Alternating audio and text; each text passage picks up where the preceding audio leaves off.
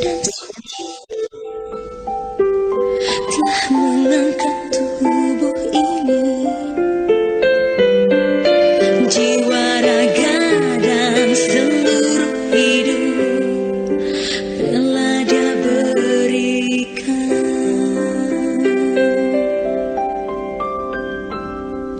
Kata mereka diriku selalu dimanja. Kata mereka diriku selalu ditimang. Oh Bunda ada dan tiada, dirimu kan selalu ada di dalam hatiku.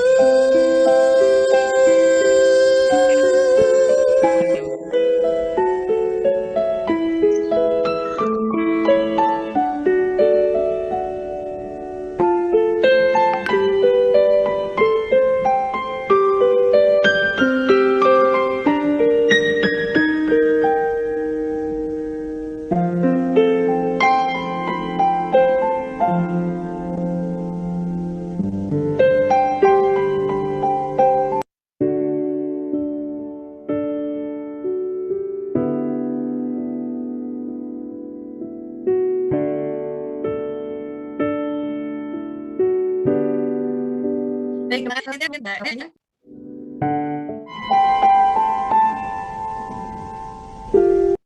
Ya, oke baik. Ya, selamat pagi. Assalamualaikum warahmatullahi wabarakatuh. Waalaikumsalam warahmatullahi wabarakatuh. Baik, selamat pagi, salam sejahtera, salam sehat, salam semangat. Saya lihat tadi beberapa peserta yang sepertinya sudah semangat ya mengikuti webinar hari ini. Terima kasih telah bergabung untuk sama-sama kita hari ini sedikit mendapatkan ilmu yang mungkin walaupun sedikit tapi pastinya bermanfaat ya. Karena seperti tema pada webinar kali ini kita akan berbicara mengenai edukasi dan perawatan untuk penderita Alzheimer dan demensia. Baik, sebelumnya saya akan menyapa dulu selain seluruh peserta nih dari daftar kami di panitia, pesertanya sepertinya dari seluruh Indonesia ya, ada dari Kalimantan Selatan, ada yang dari Pulau Jawa juga banyak sekali. Terima kasih yang sudah ikut bergabung untuk mendengarkan materi atau sedikit ilmu yang akan kami bagikan. Sebelumnya akan saya sampaikan bahwa kegiatan webinar kali ini merupakan kegiatan pengabdian masyarakat dari kami, dosen dan mahasiswa dari Poltekkes Kemenkes Jakarta II, khususnya dari ada sekitar 7 orang untuk panitia dari webinar kali ini. Kami berasal dari jurusan teknik radiologi dan juga dari teknik gigi gitu ya. Tapi kami mendapatkan narasumber yang hebat nih, ada Bu Dr. Nurbaiti yang insya Allah hari ini akan berbagi, bersharing ilmu. Dan juga kami juga mendapatkan narasumber hebat, ada Ibu Indri di sini yang nanti akan berbagi pengalaman bagaimana sih merawat orang tua yang mengalami demensia. Baik, sebelum saya mulai dan sebelum saya serahkan nanti untuk materi dengan narasumber kita, saya sapa juga untuk komunitas lansia Depsos Bintaro Pesanggerahan Jakarta Selatan. Selamat pagi Bapak Ibu, Assalamualaikum, terima kasih telah bergabung. Kita akan lanjut lagi. Sebelum dimulai dengan narasumber, kami akan menayangkan film pendek mengenai demensia. Mudah-mudahan dari film ini Bapak Ibu bisa mengambil hikmahnya. Kami persilahkan.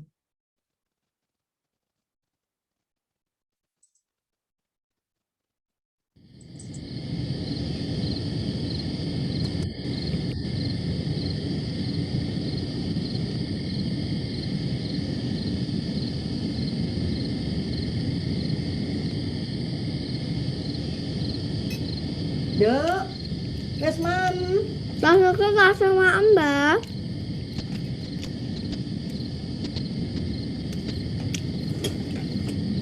Dek, wes mam. Sampun, Mbah.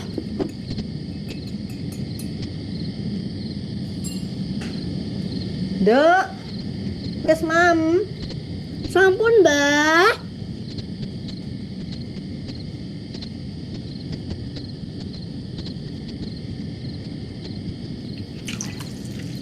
Aduh, Simbah nyelahi. Iki kan pengen kulo sesosanen. Wow.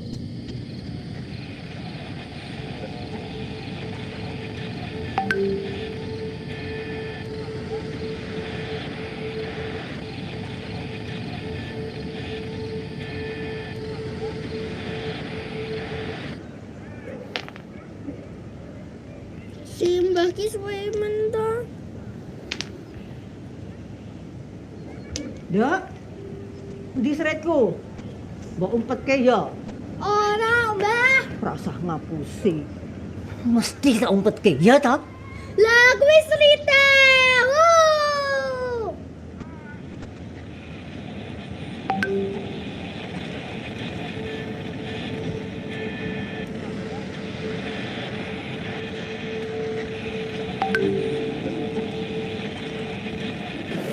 Itu kira 8.000 mbak.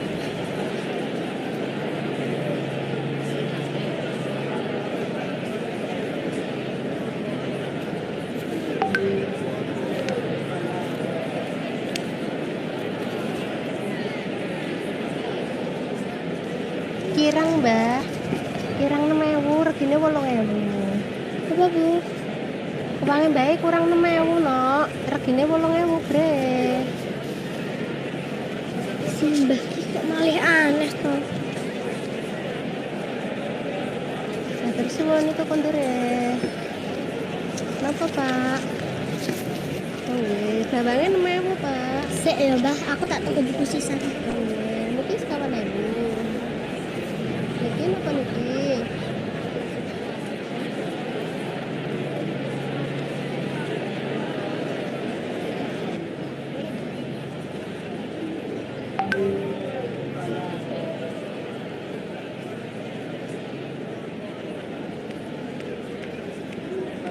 Simbahku mau nandi ya? Oh, sebalik, Nduk. Malah ditinggal. Mbah.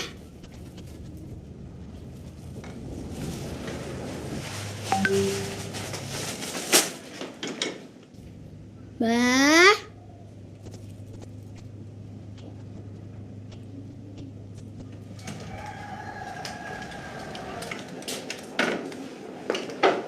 Mbah.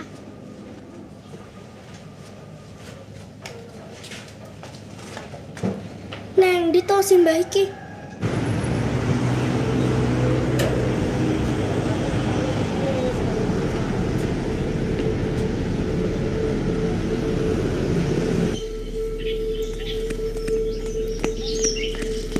Bu, temuan Simbah mboten?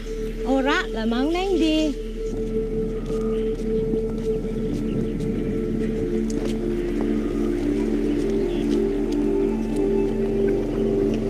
Monggo, Mbak.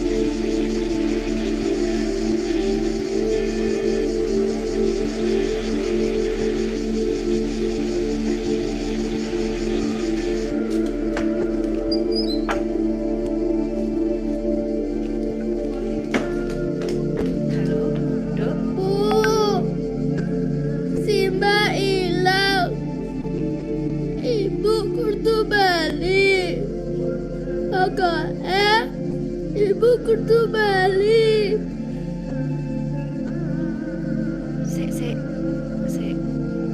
Piendo. Simbah kenapa? Saiki Simbah dadi kesudat. Ngalah. Saya takut dibolen-boleni. Iki baru sejuta orang balik.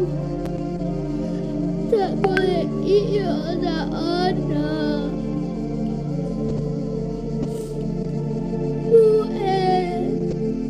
Balioto. Wis tondo, saiki rasa nangis. Mengko nek ibu bali, simbah digawa ning puskesmas. Ya.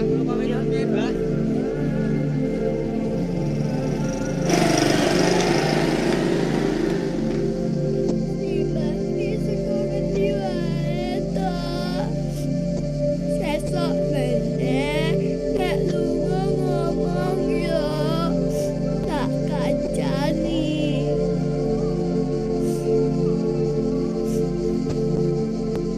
Duh, wis mam.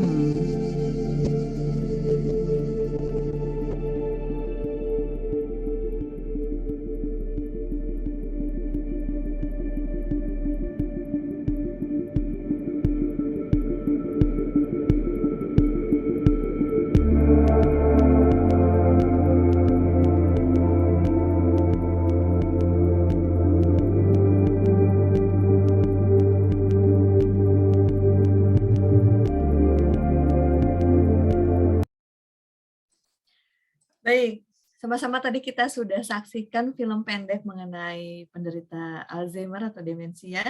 Saya sedikit akan menyampaikan Alzheimer itu apa sih? Alzheimer itu penyakit otak degeneratif yang disebabkan oleh perubahan otak yang kompleks setelah kerusakan sel. Hal ini menyebabkan gejala demensia yang secara bertahap memburuk dari waktu ke waktu. Gejala awal paling umum dari Alzheimer biasanya kesulitan mengingat informasi yang baru saja diterima. Di Indonesia sendiri diperkirakan ada sekitar 1,2 juta orang dengan demensia pada tahun 2016 dan meningkat menjadi 2 juta di tahun 2030. Dan akan lebih meningkat lagi di 4 juta orang pada tahun 2050. Beberapa faktor yang memicu tingginya demensia juga akan menyebabkan biaya penanganan yang akan meningkat. Karena sumber daya serta pelatihan bagi pendampingan orang dengan demensia sangat-sangat dibutuhkan. Baik, kita sudah tidak sabar akan mendengarkan materi yang akan disampaikan oleh narasumber kita. Telah hadir narasumber kita Ibu Dr. Nurbaiti MKN. Selamat pagi Bu Nurbaiti. Ya, Bu Sinta, selamat pagi, terima kasih. Selamat pagi ya, sehat ya Bu Betty ya? Alhamdulillah. Oke, baik. Kayaknya nih pesertanya juga sudah 124 orang yang sudah bergabung. Alhamdulillah sudah banyak baik. ya. Kita langsung saja Ibu silahkan untuk memaparkan materi mengenai edukasi dan perawatan penderita Alzheimer demensia. Silakan Bu Betty. Oke, baik. Terima kasih Bu Sinta atas kesempatannya. Bismillahirrahmanirrahim. Assalamualaikum warahmatullahi wabarakatuh. Selamat pagi. Selamat pagi semuanya.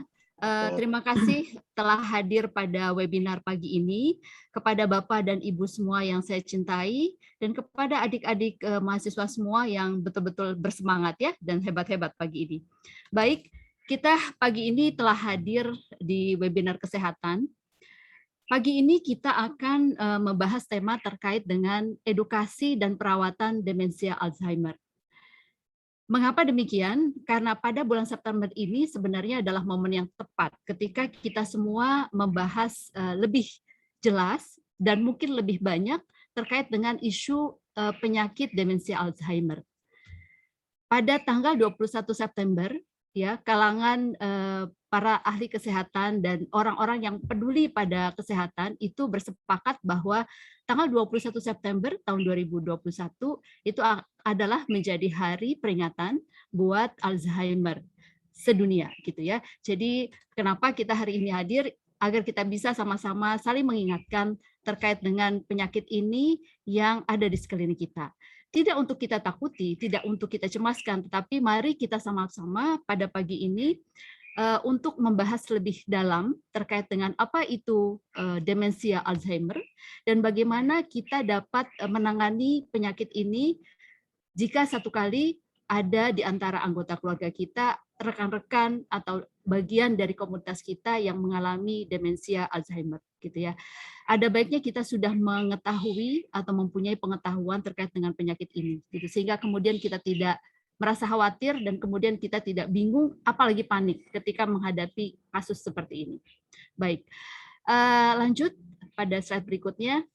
Kita tentu menyadari semuanya ya bahwa ketika kita semua sebagai manusia sudah diciptakan oleh Allah sebagai insan yang mengalami proses dari mulai kita lahir, kita tumbuh menjadi akil balik, lalu kemudian dewasa, yang kemudian kita diberikan kekuatan untuk mempunyai produktivitas yang sangat tinggi pada usia kita dewasa. Lalu kemudian ada fase yang harus kemudian kita jalani sebagai sebuah fase yang natural, yang alamiah untuk kemudian menjadi tua. Dan ketika kita memasuki usia, kategori usia menjadi tua atau lansia, maka sesungguhnya itu anugerah. Kenapa? Karena setiap orang yang memasuki usia lansia itu sebenarnya sudah diberikan anugerah yang sangat banyak gitu ya.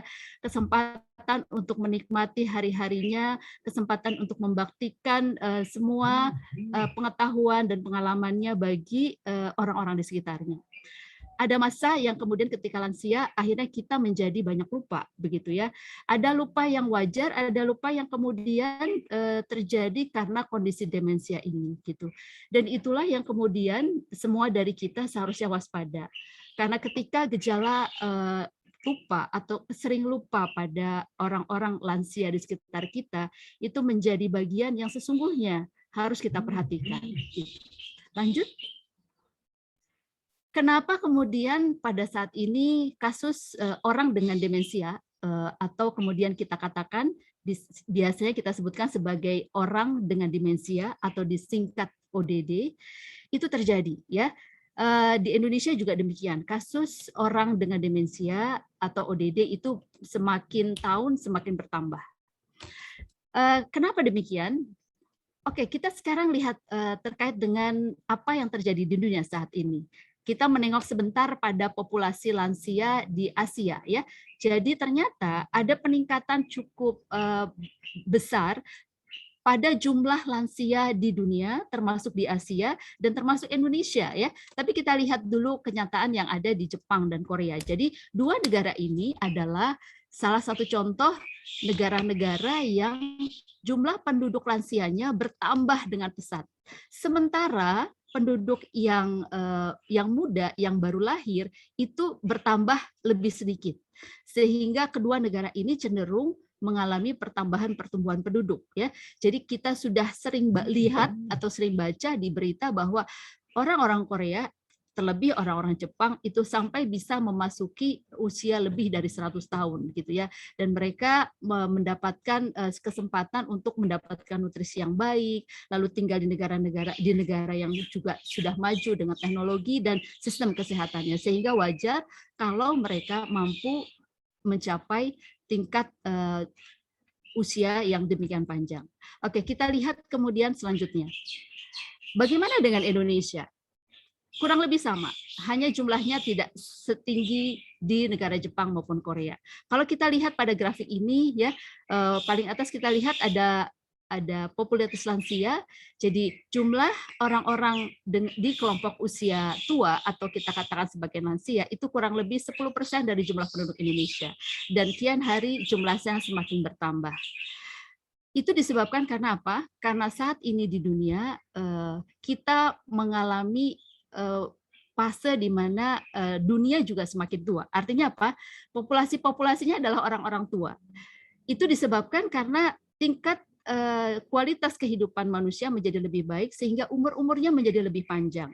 Ketika lebih banyak penduduk yang usianya lebih panjang, maka muncul persoalan-persoalan yang baru, termasuk ternyata kesehatan lansia menjadi sesuatu yang harus lebih kita perhatikan. Karena mereka ada di sekitar kita dan ternyata penyakit dan berbagai keluhan yang ada pada lansia itu berbeda dengan kelompok usia yang lainnya. Kenapa? Makanya kemudian angka jumlah penderita demensia juga semakin bertambah, begitu ya. Lanjut. Nah, lalu kemudian kita bertanya, apa itu demensia? Apa bedanya dengan pikun? Terus kemudian apa itu demensia Alzheimer? Ya, bagi kita di masyarakat awam tentu kita sering mendengar, aduh, ibu ini, bapak ini kok semakin sering tua, sering lupa, jangan-jangan dia pikun. Jadi memang kepikunan itu adalah sebuah kenyataan yang sudah bisa difahami oleh masyarakat awam. Tetapi kemudian bagaimana kita memahami itu sebagai kondisi demensia dan juga sebagai demensia Alzheimer. Berikut mungkin kita bahas apa itu demensia. Silakan kita pindah slide-nya. Jadi demensia adalah sebuah kumpulan gejala, ya. Silakan slide-nya. Slide-nya. Silakan berpindah slide-nya. Mungkin ada gangguan teknis. Baik. Demensia itu adalah sebenarnya adalah gejala, kumpulan gejala. Jadi ketika orang memunculkan gejala lupa, itu biasanya dia tidak hanya kita lihat sebagai orang yang kehilangan ingatan saja, tetapi ada gejala-gejala lain yang mengikuti, gitu ya. Kenapa demikian? Karena gini, yang terjadi pada demensia adalah tahap di mana lansia itu memasuki fase penuaan, ya. Karena apa? Karena memang usianya. Ketika menua, maka proses yang terjadi adalah penuaan pada aspek fisiknya, jadi dia lebih lemah, dia lebih renta, ya, dia kemudian tidak bisa mengerjakan pekerjaan berat lagi. Tetapi penuaan juga terjadi pada otak, ya. Jadi otak sebagai organ yang memang sudah diciptakan sempurna bersama dengan komponen-komponen yang lain itu juga mengalami penuaan. Penuaan pada otak itu menyebabkan fungsi otak berkurang. Fungsi otak yang utama pada manusia adalah menunjang fungsi-fungsi khusus secara kognitif. Apa itu? Fungsi kognitif menyebabkan seseorang itu bisa belajar, bisa mengingat, bisa berpikir, bisa mengambil keputusan, bisa mengontrol emosi, dan juga dia dapat melakukan segala sesuatu dalam tindakan yang harmoni, ya, sesuai dengan apa yang dibutuhkan, takarannya, gitu. Sehingga kontrol itu memang semuanya ada di otak.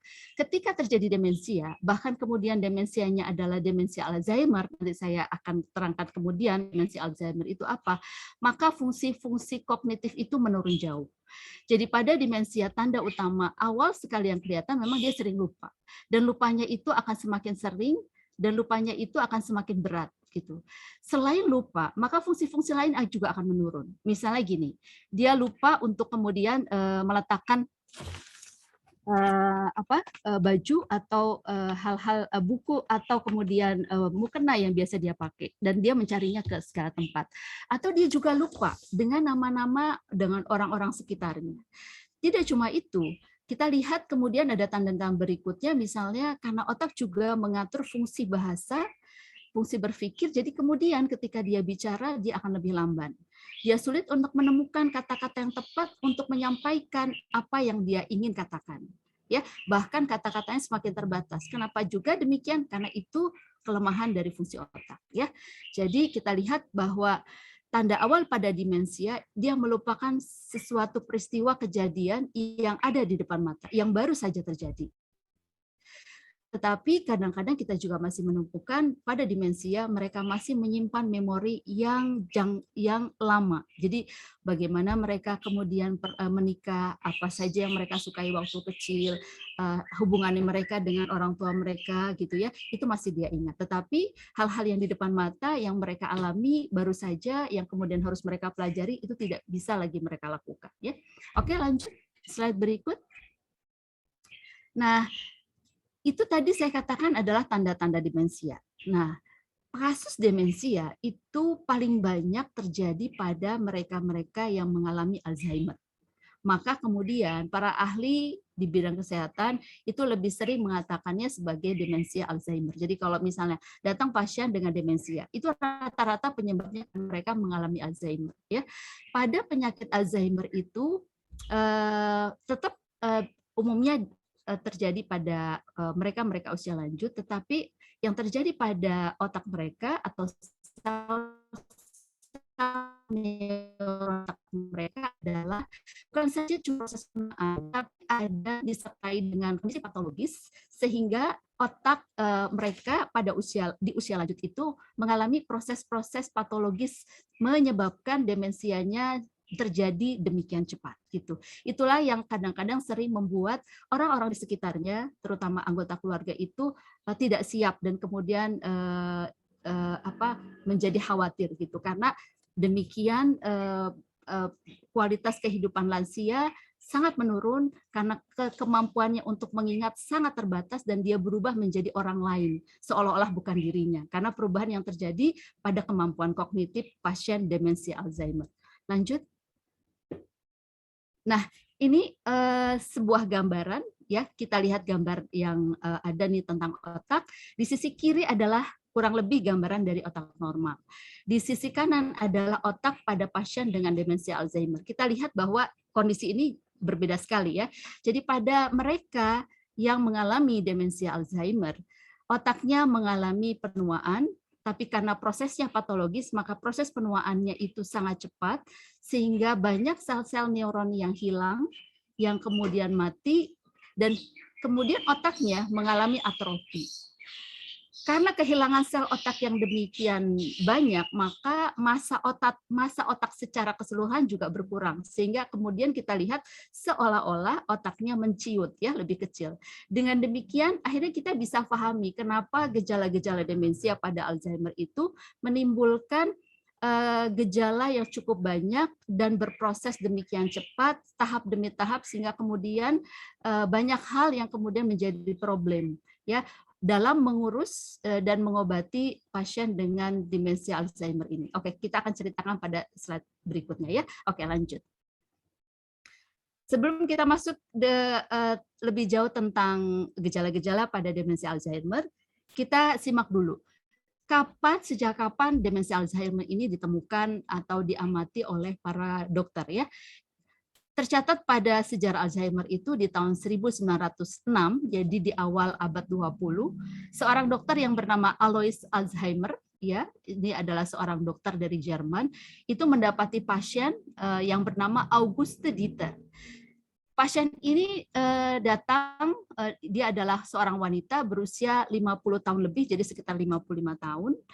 Dan gejalanya adalah dia tiba-tiba menjadi apatis, jadi tidak aktif, berdiam diri, lalu tidak lagi mengerjakan kegiatan-kegiatan yang rutin yang biasa dia kerjakan, dan kemudian akhirnya dia tidak lagi dapat mengurus dirinya sendiri, ya.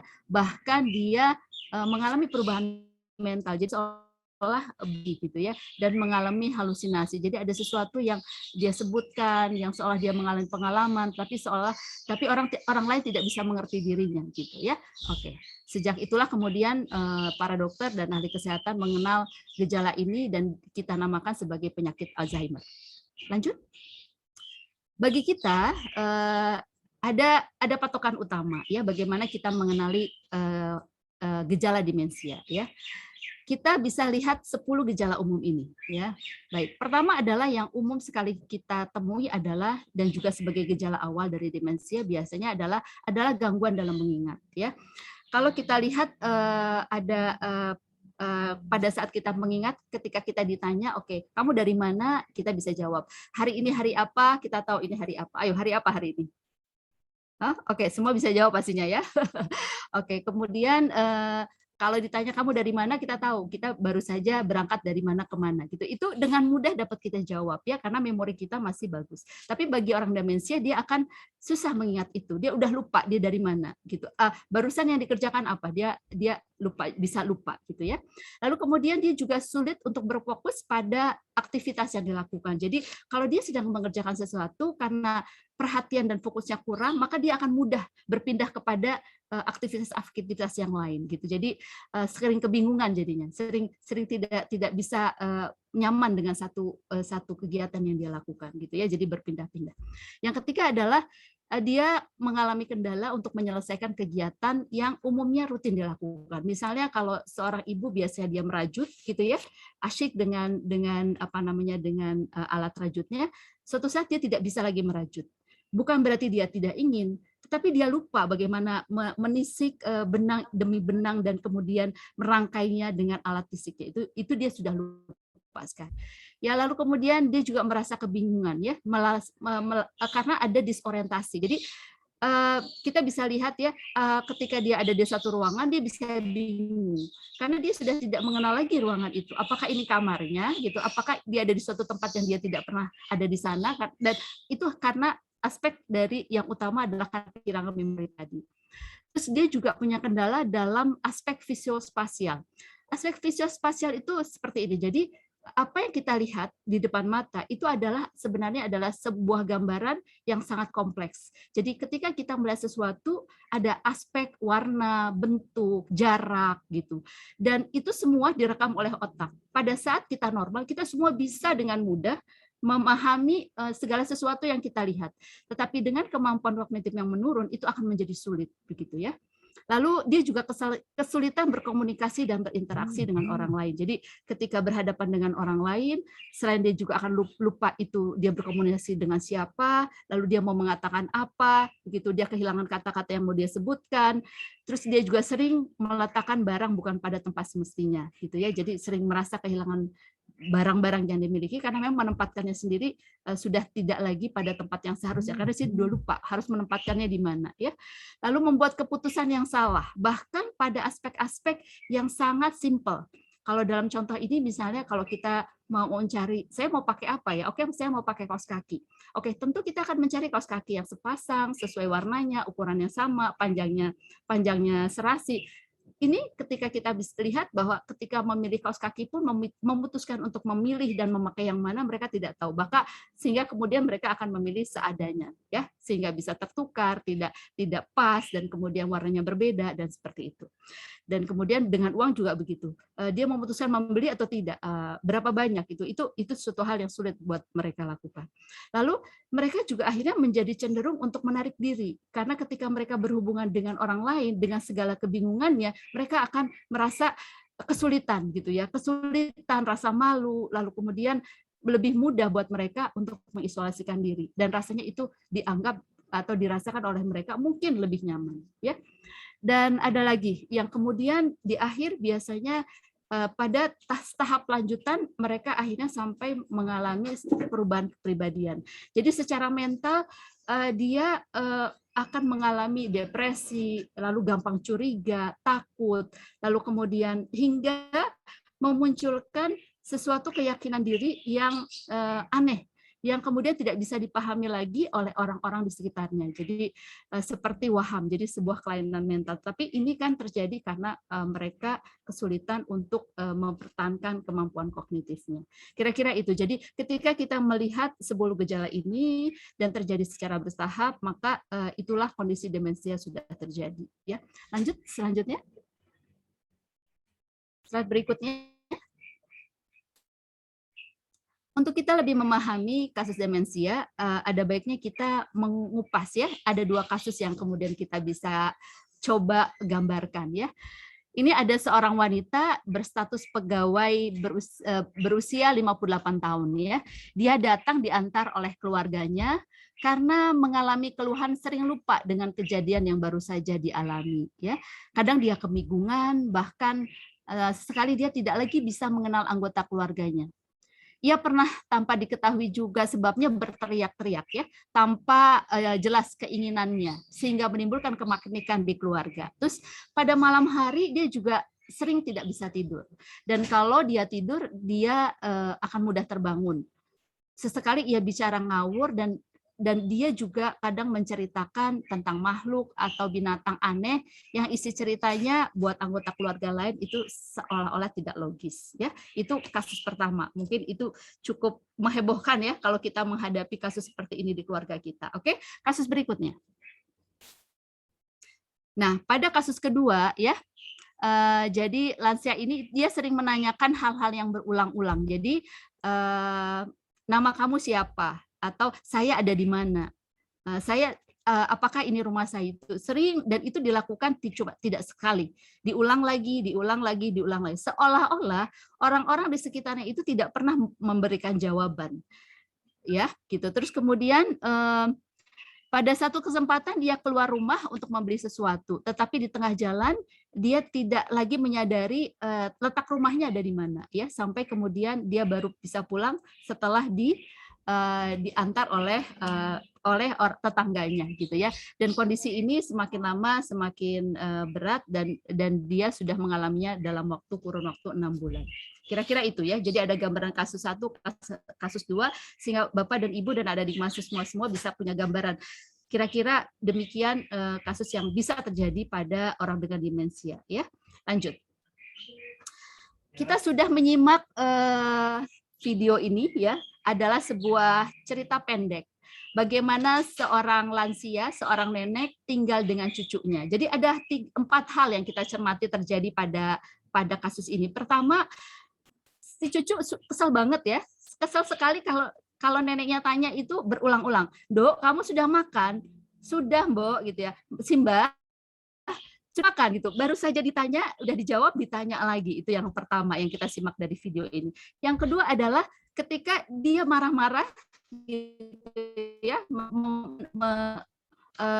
menemui cucunya untuk nanya sisir saya di mana gitu, padahal sisirnya ada di kepalanya, ya. Terus yang ketiga adalah ketika Simbo itu ke pasar, dia mencoba membeli sesuatu untuk keperluannya di rumah, tapi ketika dia diminta untuk menyerahkan sejumlah uang untuk membayar, dia bingung. Ya, kalau 8.000 itu kira-kira berapa ya? Sehingga dia cuma hanya membuka dompetnya, terus menyelai-nyelai menyentuh uangnya, tapi dia bingung. Ini saya harus berikan berapa banyak gitu, karena dia tidak bisa lagi menghitung, ya, tidak lagi bisa menyadari jumlahnya berapa. Dan yang keempat adalah ketika cucunya minta ditunggu, dia juga lupa kalau cucunya minta untuk ditunggui, gitu ya. Jadi mungkin bisa tidak mendengar, bisa juga dia langsung lupa. Ketika setelah mendengar dia langsung lupa. Dan akhirnya dia juga disorientasi. Dia tidak bisa lagi menemukan arah jalan pulangnya. Jadi dari cerita ini cukup menggambarkan dengan jelas bagaimana kondisi demensia yang kemudian kondisi ini semakin lama akan semakin berat gitu, seiring dengan bertambahnya usia dan lemahnya fungsi kognitif dari otak kita, ya, pada usia yang semakin menua. Lanjut pada slide berikut. Nah, memang kemudian menjadi penting bagi kita saat ini, apalagi kita di keluarga yang punya anggota keluarga yang lansia, ya, sebagai sebuah kewaspadaan dan juga pencegahan dini. Ketika ada orang tua dengan demensia di rumah kita, ya, di lingkungan kita, pastikan kita mengenali gejalanya. Lalu jangan lupa, yang penting adalah lakukan pemeriksaan dengan dokter atau tenaga kesehatan agar kita tahu sebenarnya bagaimana riwayat penyakitnya. Artinya demensia tidak selalu disebabkan oleh Alzheimer memang. Tetapi sebagian besar demensia itu adalah demensia Alzheimer. Sehingga perlu diketahui apakah demensianya itu memang karena penyakit-penyakit yang lain. Berarti penyakit yang menyebabkan demensia terjadi dan kemudian berat itu juga harus dilakukan penanganan, ya. Terus kemudian kita harus ketahui gejala demensianya itu seperti apa dan berapa berat, ya, sehingga kemudian kita bisa melakukan pendekatan, pendampingan dan perawatan dengan tepat. Lalu kemudian kita juga evaluasi kemampuan mengingatnya, gitu, agar kita bisa memberikan pengamanan ketika di rumah, di safety, keamanan di rumah. Jadi kalau dia lebih sering lupa, kita bisa waspada jangan memberikan hal-hal yang bisa membuat celaka. Misalnya apakah menyalakan kompor, dia tetap bisa dibolehkan, atau misalnya dia tetap boleh memotong-motong sayuran, padahal dia menggunakan pisau gitu. Kalau kemudian derajat kemampuan mengingatnya semakin berkurang, maka ada hal-hal yang kita batasi ya. Dan yang keempat yang tadi saya katakan, mungkin kita perlu berkonsultasi dengan dokter pada penyakit-penyakit lain yang juga dialami oleh lansia supaya kita bisa menangani dan juga menangani kondisi demensia ini. Oke, lanjut. Nah, baik ya. Kita perlu tahu juga terapi. Oke, ini dulu ya berarti ya slide-nya. Nah, kalau kita masih bingung, ini anggota keluarga kita apakah sudah mengalami demensia, sebenarnya ada sebuah instrumen atau cara sederhana ya. Bapak dan Ibu bisa mengambil satu kertas putih yang cukup besar, jadi mungkin kertas A4 atau kemudian kertas yang berupa buku tetapi kertas kosong. Kita bisa buat lingkaran besar yang cukup jelas ya, lingkaran mungkin dengan tinta hitam, kita buat cukup lingkaran saja. Lalu kita serahkan atau kita tunjukkan kepada nenek kita atau orang tua kita yang memang kita mau cek, terus Mbah atau Mak, boleh dong kita minta dibuatin gambar ya, tapi buatin jam pukul 11:10 ya. Jadi kita minta kepada lansia kita untuk membuatkan kita jam dengan waktu sesuai dengan pukul 11:10. Jadi buat kita mudah ya, 11:10. Jadi kita akan membuat garis menjorok pada angka 11 dan angka 10 dengan panjang dari garis yang berbeda untuk menunjukkan ketepatan waktu 11:10 tadi. Oke. Sepanjang nanti lansia ini kemudian menggambar, ada dua hal yang bisa kita perhatikan. Pertama, bagaimana dia berespon terhadap instruksi ini ya? Apakah dia langsung mengerjakan? Apakah dia bingung dulu? Ataukah apakah dia ragu-ragu? Apa dia menjadi tidak tahu apa yang mesti dikerjakan ya, itu adalah prosesnya. Tetapi setelah dia menggambar, kita juga bisa evaluasi lagi hasil gambarnya apakah tepat atau tidak gitu. Jika kita dapatkan gambar jam yang dibuat itu tidak tepat, maka itu menjadi salah satu tanda buat kita untuk kemudian mendampingi lansia ini untuk segera cek ke dokter untuk bisa mengidentifikasi tingkat dari demensianya gitu ya, itu salah satunya. Jadi kita sudah bisa melakukan deteksi dini demensia dengan cara menggambar jam ya. Oke, baik, selanjutnya. Nah, lalu bagaimana kalau anggota keluarga kita yang lansia itu mengalami demensia? Ada 3 hal yang harus kita ingat. Pertama adalah bahwa terapi bagi orang dengan demensia itu tujuannya adalah bukan untuk menyembuhkan, karena proses penuaan pada otak salah satunya memang menjadi bagian dari proses yang alamiah. Walaupun memang ada kondisi patologis yang menyertai sehingga kemudian menyebabkan kondisi demensia tipe Alzheimer atau kita katakan sebagai demensia Alzheimer. Tujuan dari terapi atau pengobatan pada orang dengan demensia adalah untuk mempertahankan kemampuan hidup mereka sehari-hari secara normal dalam kondisi lansianya ya. Karena apa? Karena tentu ini menjadi sesuatu hal yang harus kita ukur juga gitu. Jadi jangan kita merasa bahwa hidup kita akan menjadi normal, senormal-normalnya gitu ya. Pada saat kita berhubungan atau pada saat kita hidup dengan lansia dengan demensia ini gitu ya. Tetapi minimal kita bisa mempertimbangkan pada level mana kita bisa membuat lansia kita yang mengalami demensia ini atau ODD ini bisa hidup layak, normal menurut ukuran tingkatan kesehatan mereka, gitu ya. Itulah mengapa tingkat demensianya juga harus kita ukur atau kita nilai. Terus kemudian terapi obat-obatan memang kadang-kadang dibutuhkan, tetapi tentu itu sesuaikan dengan kondisi yang ada pada lansia. Kalau dia sakit dan ada kondisi-kondisi khusus, tentu dia butuh terapi secara khusus juga dari dan perlu saran dari dokter. Tetapi yang lebih penting lagi adalah aspek ketiga, bahwa di luar dari konsultasi dengan dokter, yang dibutuhkan oleh lansia dengan demensia tadi atau orang dengan demensia ODD tadi adalah pendampingan dan perawatan oleh anggota keluarganya atau caregiver. Itu artinya caregiver adalah pengasuh atau perawat yang mendampingi lansia untuk hidup, ya, sehingga dia dapat hidup dengan baik. Ya, dan caregiver ini biasanya akan mendampingi lansia dengan demensia dalam hidup kesehariannya, dan itu yang menjadi penting dalam terapi pasien demensia. Ya, selanjutnya, slide selanjutnya. Ya, baik. Jadi perawatan pada demensia adalah kita harus pastikan kebutuhan-kebutuhan lansia yang paling pokok apa? Makanan, minuman, nutrisi, ya. Lalu kemudian perawatan. Bahkan ketika demensia itu sudah sampai pada tidak mampu untuk mengurus dirinya sendiri, maka perawatan itu sampai kepada perawatan yang sangat basic. Mengantarkan mereka ke toilet, membasuh mereka, memandikan, membuat mereka berpakaian gitu ya, sampai karena tidak bisa berpakaian sendiri.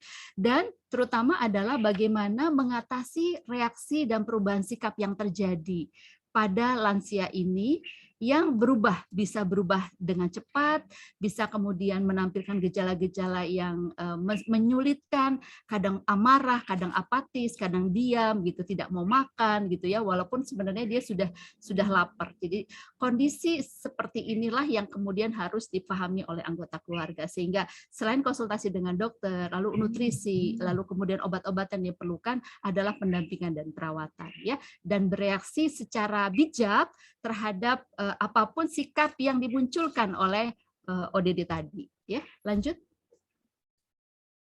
Ya, jadi ini adalah ada sederetan tips komunikasi dengan ODD ya. Jadi ini adalah hal-hal yang mungkin saya mengingatkan saja karena dari Bapak dan Ibu tentu sudah ada yang punya banyak pengalaman bagaimana hidup berdampingan dengan para orang tua yang juga mungkin menunjukkan gejala-gejala demensia. Pertama adalah karena kita ingin mereka hidup dengan nyaman walaupun dengan keterbatasan, pastikan bahwa ketika kita kontak dengan mereka, kita menyetujui dulu apa yang dikatakan ya terlebih dahulu. Jadi jangan frontal kemudian untuk langsung membantah.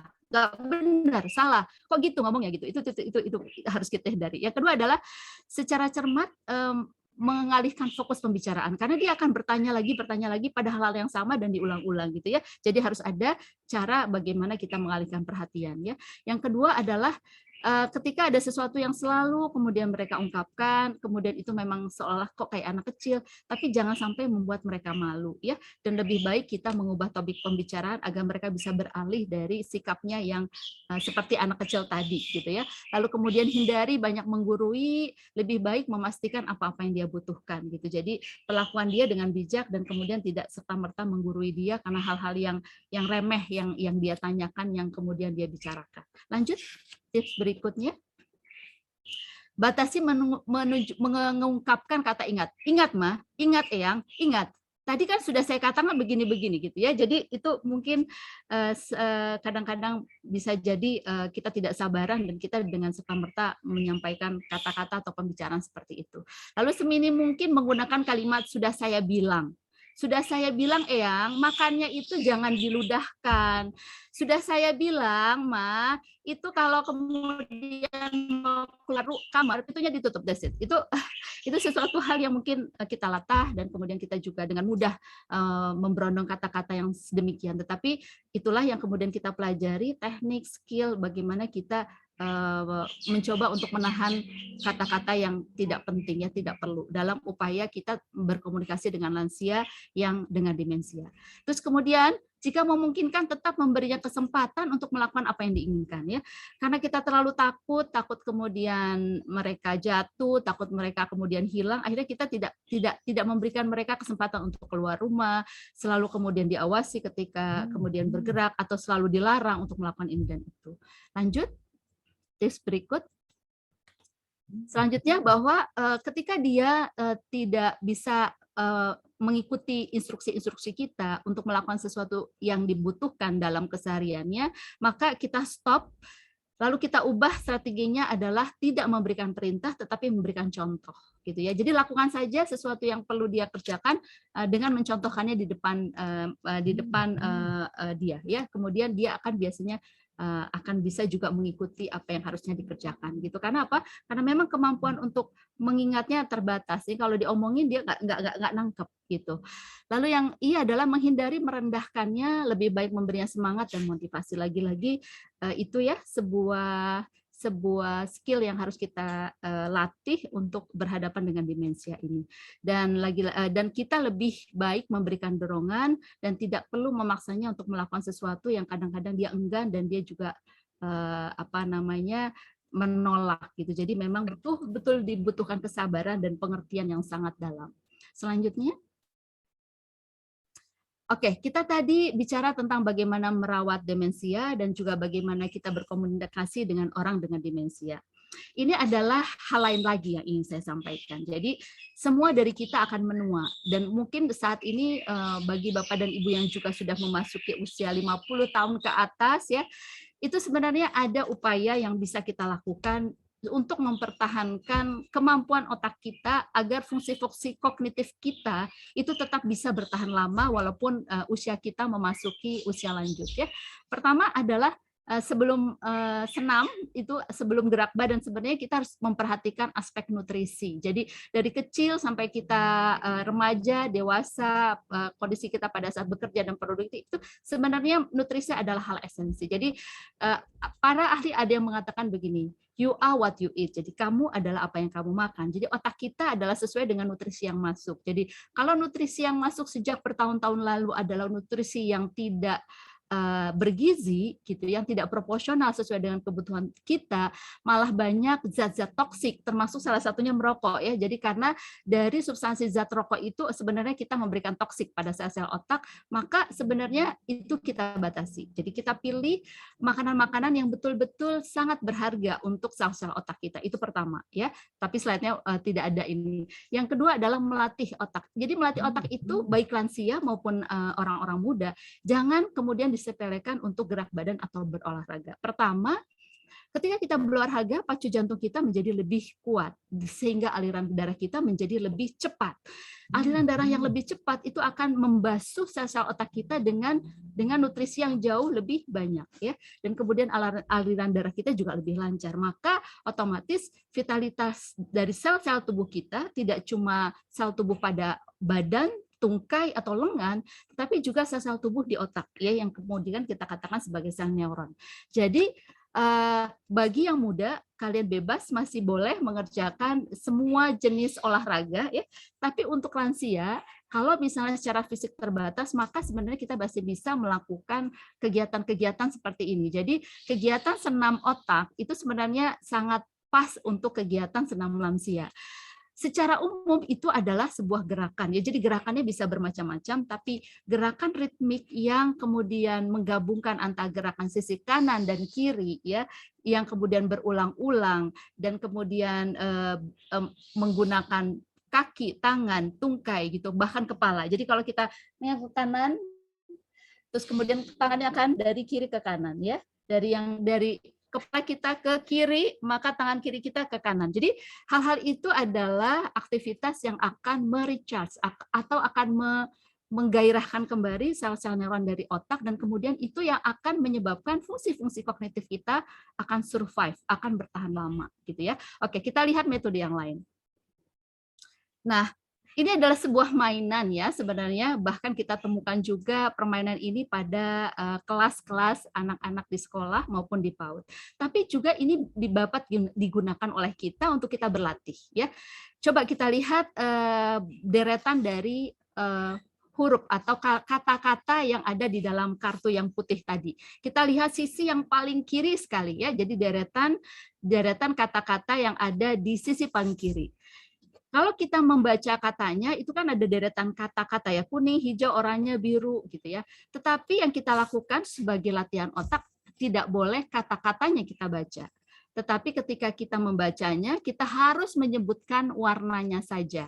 Ya, jadi kita coba ya, kita coba pada deretan kata yang sebelah kiri, kita lihat, kita mulai ya, 1, 2, 3. Jadi mulai. hijau, merah, kuning, hitam, hijau, ungu. Nah, saya terbata-bata ya. Jadi kalau misalnya kita nggak latihan, kita akan terbata-bata. Itu adalah upaya kemudian merefresh juga otak kita ya. Jadi ada berbagai metode sederhana yang sebenarnya bisa kita lakukan. Bagaimana kita selalu mengaktifasi kerja otak kita untuk hal-hal yang membuat otak kita selalu bekerja dengan baik ya. Selain juga Bapak dan Ibu bahwa kita menghindari stres, kemudian kita juga melakukan hal-hal yang baru, pengalaman baru yang menyebabkan kita semangat, yang menyebabkan kita optimis, yang kemudian memberikan emosi kita menjadi demikian bahagia, itu adalah juga berbagai hal yang bisa kita lakukan untuk kemudian membuat fungsi kognitif kita jauh bisa bertahan lama ya. Oke, lanjut berikutnya. Slide berikutnya. Baik, Bapak dan Ibu, ya dari semua yang saya jelaskan tadi, saya ingin mengajak Bapak dan Ibu semua untuk mengingat hal ini, gitu ya. Jadi yang saya ketahui, yang kemudian juga sering saya baca bahwa di dalam Al-Quran di surat Al-Isra ayat 23, ya Allah betul-betul mengingatkan kita bagaimana kita berhubungan dengan para lansia kita gitu ya. Dan ini semua juga akan terjadi dari generasi ke generasi ya. Satu hal mungkin saya bacakan saja dari ayat ini, terjemahannya adalah demikian. Bismillahirrahmanirrahim. Dan Tuhanmu telah memerintahkan agar kamu jangan menyembah selain Dia dan hendaknya berbuat baik kepada ibu dan bapak. Jika salah satu di antara keduanya atau keduanya sampai berusia lanjut dalam pemeliharaanmu, maka sekali-kali janganlah engkau mengatakan kepada keduanya perkataan dan janganlah engkau membetak keduanya, dan ucapkanlah kepada keduanya perkataan yang baik. Ya, mudah-mudahan pesan ini membuat kita lebih semangat dan lebih optimis untuk bisa memelihara dan memberikan pendampingan, perawatan dengan penuh kehangatan dan cinta di keluarga kita masing-masing gitu ya. Sehingga orang-orang dengan demensia dengan segala keterbatasan mereka dalam kehidupannya dapat tetap hidup dalam penuh kecintaan dan dapat menikmati hidup yang baik gitu ya di saat kondisi mereka memang terbatas ya. Baik, selanjutnya. Baik. Jika ada di antara kita memang sudah memiliki anggota keluarga dengan demensia dan memiliki mungkin waktu-waktu dengan mereka, jadi nikmatilah waktu bersama lansia kita yang memang merupakan orang dengan demensia atau ODD menjadi sebuah waktu yang betul-betul bermakna ya, karena waktu itu menjadi anugerah. Dan jadikan waktu kita bersama dengan ODD menjadi kenangan terindah ya buat kita, buat anak-anak, dan buat anak cucu di keluarga besar. Demikian apa yang saya sajikan dalam webinar kali ini, mudah-mudahan bisa memberikan inspirasi kepada Bapak dan Ibu semua terkait dengan demensia dan Alzheimer. Assalamualaikum warahmatullahi wabarakatuh. Waalaikumsalam warahmatullahi wabarakatuh. Baik, ini akan kita sama saksikan bagaimana tadi salah satu instrumen ya, salah satu instrumen untuk kita berikan kepada lansia kita.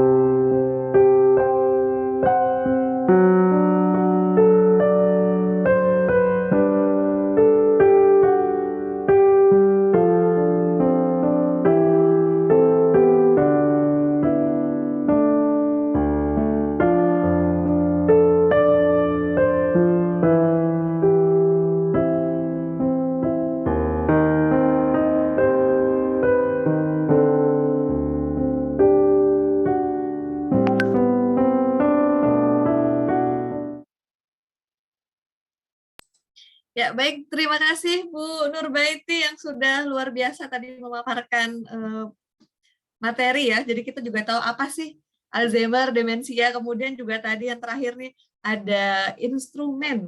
Bagaimana kita mendeteksi lansia kita untuk apakah menderita demensia gitu ya.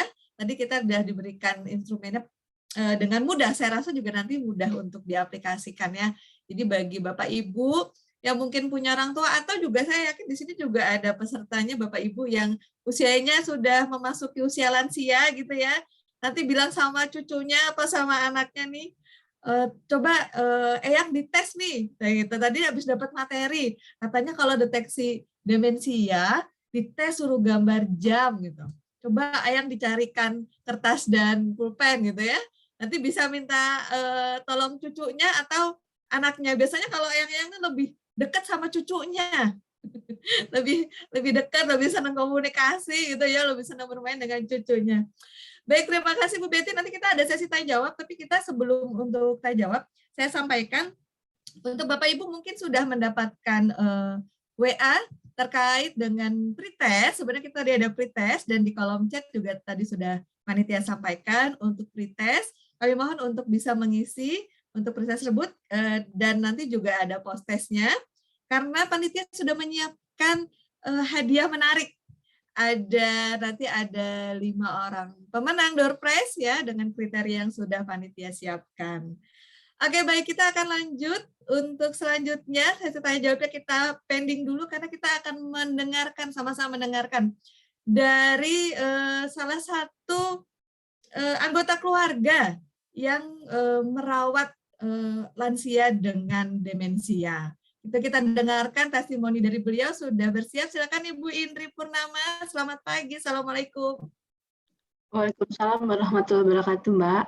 Ya, sehat ya, Ibu Indri? Alhamdulillah sehat. Alhamdulillah. Ibu Ya. kita nanti sangat berharap Ibu bisa kasih testimoni nih. Mungkin tips and tricksnya, gimana sih merawat orang tua atau lansia dengan demensia gitu, supaya kami yang di sini juga terutama yang masih muda ya, masih muda punya orang tua dan juga yang lansia juga sama. Nanti bisa dari setelah mendengarkan beberapa paparan tadi dari Bu Nurbaiti, kira-kira termasuk kategori demensia nggak ya gitu. Silakan Ibu Indri, waktu dan tempat kami persilakan. Ya, terima kasih Mbak Sinta. Bismillahirrahmanirrahim. Assalamualaikum warahmatullahi wabarakatuh. Waalaikumsalam warahmatullahi wabarakatuh. Ya, pertama-tama saya ucapkan terima kasih kepada penyelenggara dari Panitia Poltekkes Kemenkes Jakarta II ya, dan juga untuk Ibu Dr. Ibu Nurbaiti. Pada saat ini saya diberi kesempatan untuk sedikit sharing untuk dalam merawat keluarga yang dengan orang dengan demensia, yaitu ODD singkatannya, seperti itu ya. Mungkin kesempatan ini saya memperkenalkan diri, saya Indriati Purnama, saya tinggalnya di Jakarta. Saya itu putri pertama dari 3 bersaudara. Saya sudah 3 bersaudara dengan wanita semua, 3-tiganya. Kemudian saya juga ibu dari keluarga kecil dengan putra dan putri di rumah. Jadi kita posisinya sebagai ibu juga, tapi sebagai anak juga untuk saat ini. Nah, alhamdulillah kami diberi amanah untuk menjaga posisi sekarang, menjaga ibu saya yang ternyata dia menderita, katanya jangan bilang menderita, jadi bilangnya ternyata ibu saya itu merupakan pasien demensia. Jadi kalau menderita kok sakit. Jadi katanya orangnya menyebutkan orang dengan demensia, ODD seperti itu, katanya seperti itu. Jadi kalau saya boleh cerita sedikit, ibu saya itu dia memang kena stroke ringan, tapi nggak kena motoriknya. Jadi setelah kena stroke di 2 lingkungan seperti mengaji, senam seperti biasa. Nah itu berjalan sekitar 5 tahun lebih lah gitu ya. Nah lama-kelamaan ada gejala yang baru, yaitu dia sering ngantuk, terus jadi menarik diri dari teman-temannya, terus mulai terus sering lupa, suka diem aja di depan ruangan tamu sendiri gitu. Kita kan sebagai anaknya bilang, "Ayo dong mama beraktivitas seperti biasa," gitu. Meluangkan waktunya dengan masak, dan pekerjaan di rumah lainnya. Tapi, seperti kalau orang biasa bilang, "Aduh kok jadi pemalas gini ya," gitu mama ya. Padahal sebelumnya sih biasa-biasa aja, sering melakukan hal-hal rutinitas di rumah. Karena kan kita juga nggak ada pembantu. Kebetulan ibu saya tinggal dengan adik saya beda rumah. Cuman karena dekat jadi kita sering, bertemu lah hampir setiap hari bertemu seperti itu. Jadi, lama-kelamaan itu, mulai ada gejala-gejala malas beraktivitas, mudah ngantuk, kemudian itu salah satunya sering lupa, apa yang dilakukannya, terus lupa, kalau ketemu orang, "Nih siapa ya?" Gitu. Nah, terus juga kami itu ada adik di Bandung. Jadi tiba-tiba dia bilang, "Loh, ayo kita pulang, dari Bandung loh, ini kan kita di rumah, bukan di rumah adik saya," seperti itu. Kalau enggak dia ribut minta ke Bandung, sampai Bandung baru sorenya udah minta pulang, hal-hal seperti itulah yang kita pikir, "Ini kenapa ya, kok jadi seperti ini?" Nah, kita pikir juga ini apakah sakit psikis gitu, apa ada stres pikiran atau seperti apa.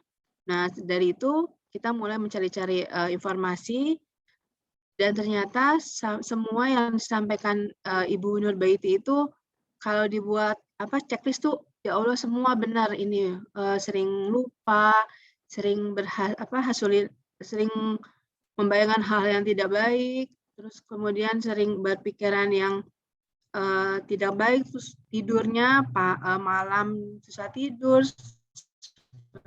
sementara siang dia sebenarnya nggak tidur juga, tapi pada malam dia gitu, tidur seperti itu, terus emosinya tidak terkontrol. Nah, hal-hal seperti itu, aduh ternyata kok sama ya seperti semua yang disampaikan sama, yang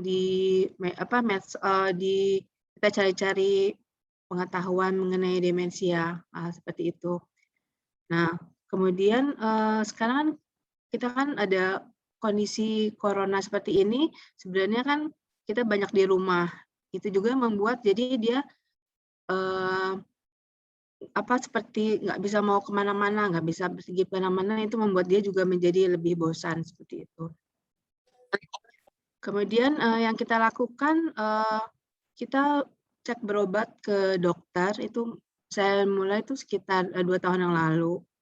Kita coba ke dokter saraf, ini kenapa mama seperti ini. Dan kemudian dilakukan juga MRI dan akhirnya ada dites fungsi luhur. Nah, ternyata memang dia didiagnosa, mama saya itu ibu menderita demensia Alzheimer vaskuler, seperti itu. Kemudian, nah dari sana, jadi apa nih yang ke depannya gitu kan ya. Ke depannya pasti banyak perubahan-perubahan yang ada. Jadi dulu yang biasanya dia bisa mandiri, ke toilet salah satunya. Nah, kita harus perlu pendamping yang bisa menjaga dia. Kemudian juga waktu itu pernah ada kakinya sakit jadi susah berjalan, jadi harus pakai kruk. Itu juga membuat jadi kita suka ngeri gitu ngelihat kalau ke kamar mandi sendiri. Nah, jadi akhir-akhir ini jadi kita harus perlu pendamping untuk kesehariannya. Kemudian tidak bisa ditinggal sendiri. Di rumah masih ada ayah saya. Jadi dulu masih nyempetlah mereka tinggal berdua kalau kita pergi, jadi mereka ditinggal berdua. Tapi sejak setahun belakangan ini udah nggak bisa lagi, harus tetap didampingi. Kalau untuk makannya masih bisa, masih mau, cuman akhir-akhir ini malahan suka lapar terus. Jadi kalau udah makan, makan kayak orang belum makan, lapar, harus makan, harus segera dipenuhi, seperti itu. Kemudian,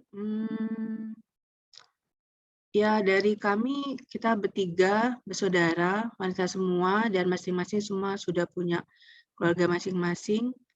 Jadi ya, kalau dibilang pengorbanan kayaknya ini ya, kurang apa, jadi memang kita harus kompak bertiga sebagai keluarga besarnya untuk merawat orang tua kita, lebih berhati-hati lagi. Nah, kemudian juga dia kan tinggalnya sama adik saya. Jadi kita juga harus melindungi adik saya sebagai caregiver inti, yang karena dia mendampingi ODD itu selama 24 jam. Bisa dibilang gitu. Jadi walaupun kita nggak di rumah, tapi harus tetap didampingi si caregiver intinya seperti itu. Mungkin kalau ada ini ya, nanti ada diskusi baik. gitu ya. Ya, nanti kita ada diskusi Bu Indri. Jadi kalau saya simak tadi, memang pendampingan itu penting sekali ya, terutama keluarga ya.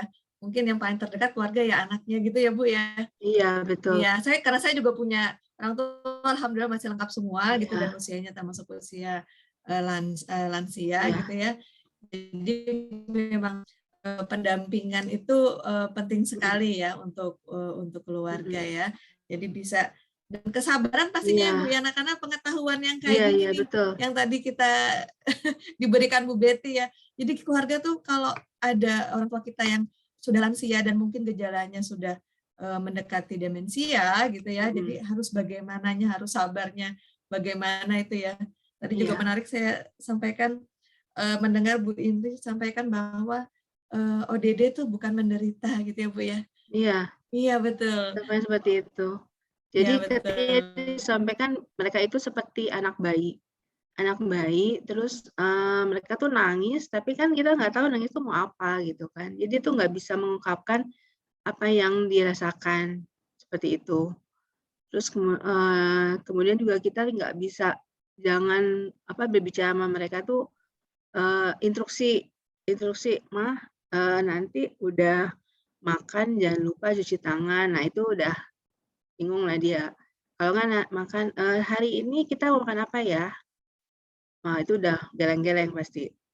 Mungkin kalau dikasih pilihan, kalaupun dia makan ayam goreng atau ayam bakar itu masih ayam goreng gitu kan kayak gitu. Tapi kalau bilang kamu mau makan apa ya, pasti kita aja kalau disuruh bingung. Makanan bingung makan apa ya gitu kan. Nah, itu apalagi mereka gitu. Jadi seperti mereka itu mau menyatakan sesuatu tapi nggak bisa katanya seperti itu.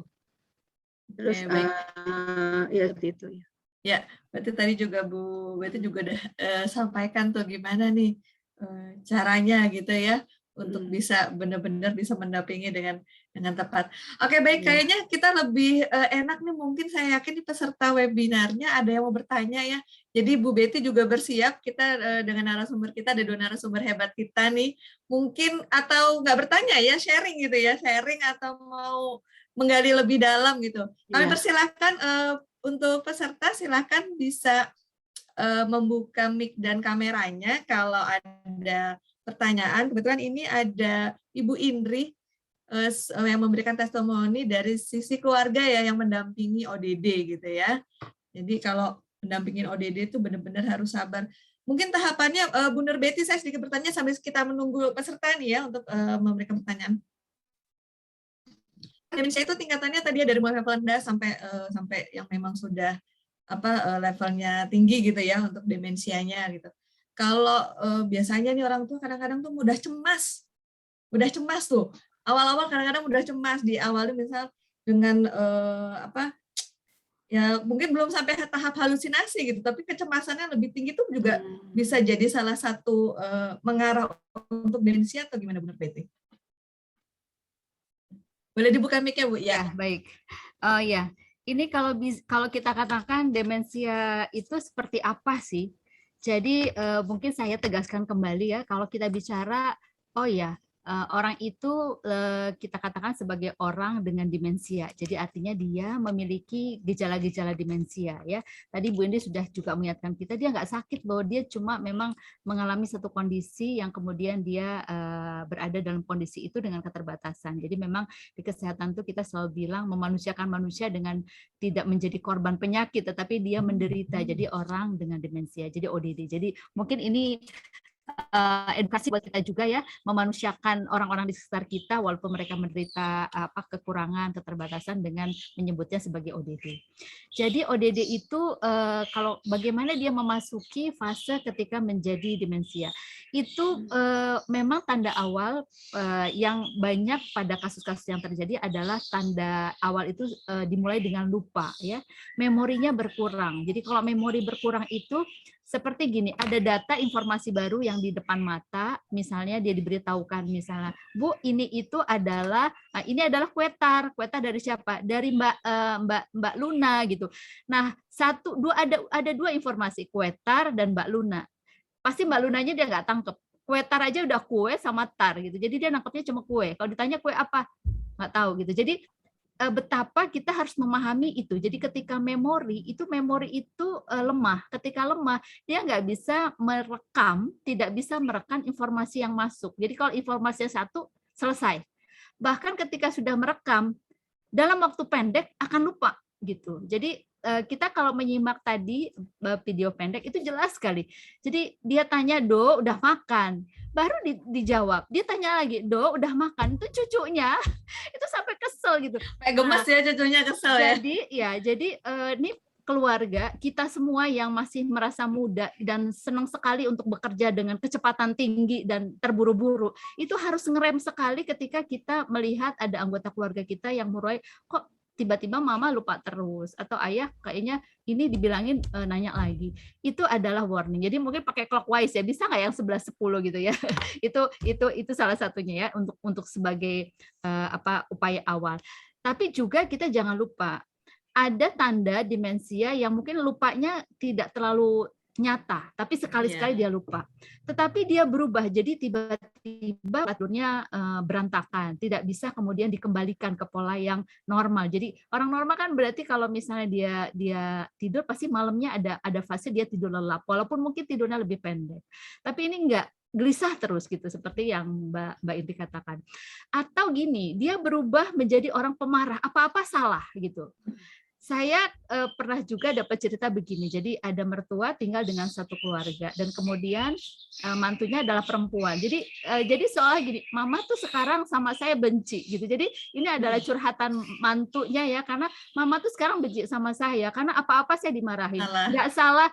Dan itu waspada, jangan-jangan ibu kita atau mertua kita juga ada dalam fase ketika dia memasuki usia lansia, tanda-tanda demensia dimulai dengan amarah.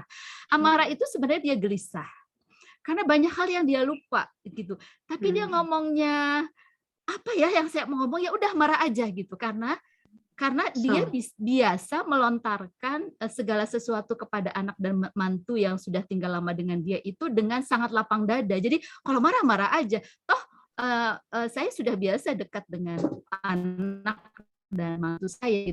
Tapi karena perubahannya demikian drastis dan tidak disadari oleh anggota keluarga yang lain, maka kemarahannya itu muncul sebagai ibu marah-marah sekarang. Yang ada adalah konflik karena itu seolah-olah mertua sekarang udah nggak suka, benci gitu. Padahal sebenarnya itu harus kita identifikasi sebagai proses dari demensia. Dan juga jangan lupa, ini kadang-kadang ada masa keluarga yang sampai perceraian. Jangan-jangan dasarnya itu orang tua kita sudah demensia dan itu prosesnya sudah bertahun-tahun. Ada yang prosesnya lambat, ada yang cepat ya. Kalau demensia Alzheimer sangat cepat, tapi kalau demensia tapi tanpa penyakit penyerta lain yang demikian cepat, itu demensia sudah dimulai. Dan jangan lupa proses penuaan itu bukan proses 1-2 hari. penuaan itu sudah dimulai ketika kita ada dalam fase misalnya gini. Kalau wanita mungkin ketika dia mulai Menopause. tidak haid atau Iya. menopause itu penuaannya akan cepat. Nah, penuaan itu terjadi juga pada sel otak. Terus jangan lupa ada kebiasaan-kebiasaan kita yang dilakukan ketika usia kita muda yang itu akan memberikan pengaruh ketika kita tua. Pertama, merokok. Kedua, terlalu santai. Ya, apa-apa mager terus ya, nggak mau mikir, nggak mau kreatif, nggak mau kemudian berinisiatif. Itu ya adik-adik mahasiswa yang sekarang sedang kuliah, jadi jangan mager terus gara-gara pandemi ya. Ingat otaknya supaya bisa survive hingga lanjut usia itu pakai gitu. Terus kita juga bisa bedakan nih, ada lansia yang energik. Jadi setiap waktu sholat itu dia selalu yang pertama sampai masjid. Itu kita ada yang kemudian kalaupun udah dipanggil gitu ya, ataupun sholat Jumat aja itu harus disamperin sama tetangga baru datang. Kita lihat deh dua lansia tipe itu aja itu bisa mengindikasikan siapa yang paling beresiko mengalami demensia. Kalau lansia sudah hadir di masjid ya lebih awal, pasti dia berinteraksi ya. Dia berinteraksi, dia ngobrol, dia kemudian punya energi yang lebih positif, dia bisa curhat ketika doa gitu ya, dia bisa bahkan nasehatin anak-anak muda di sana, itu ada inisiatif ya, ada rasa kemudian dia berguna, ada rasa bahagia. Beda dengan yang di rumah terus, itu akan memperparah kondisi demensia gitu. Jadi kita kebayang nih, ketika kita mengamati kondisi rumah kita, sebenarnya banyak hal yang bisa kita kerjakan untuk mencegah salah satunya ya. Dengan bagaimana lansia kita yang mager itu diaktifkan. Ajaklah gerak badan, ajaklah kemudian ke pasar, ajaklah dia menikmati hal-hal baru yang sederhana, bertaman, merajut, atau kemudian entah apalah bercanda dengan cucunya. Jadi itu adalah sesuatu yang bisa diprogram oleh masing-masing keluarga agar lansianya itu tidak semakin apatis dan semakin terpuruk dalam kondisi demensianya gitu. Karena gini, perlu kita bayangkan begini, bagaimana perasaan orang lansia yang tiba-tiba masuk menjadi fase demensia. Itu seolah-olah dunianya masuk kepada satu ruangan yang diberi tirai. Dan ketika masuk ke dalam tirai itu, dia masuk ke dalam ruangan kosong. Dia nggak tahu apa-apa. Kenapa? Karena memorinya nggak ada.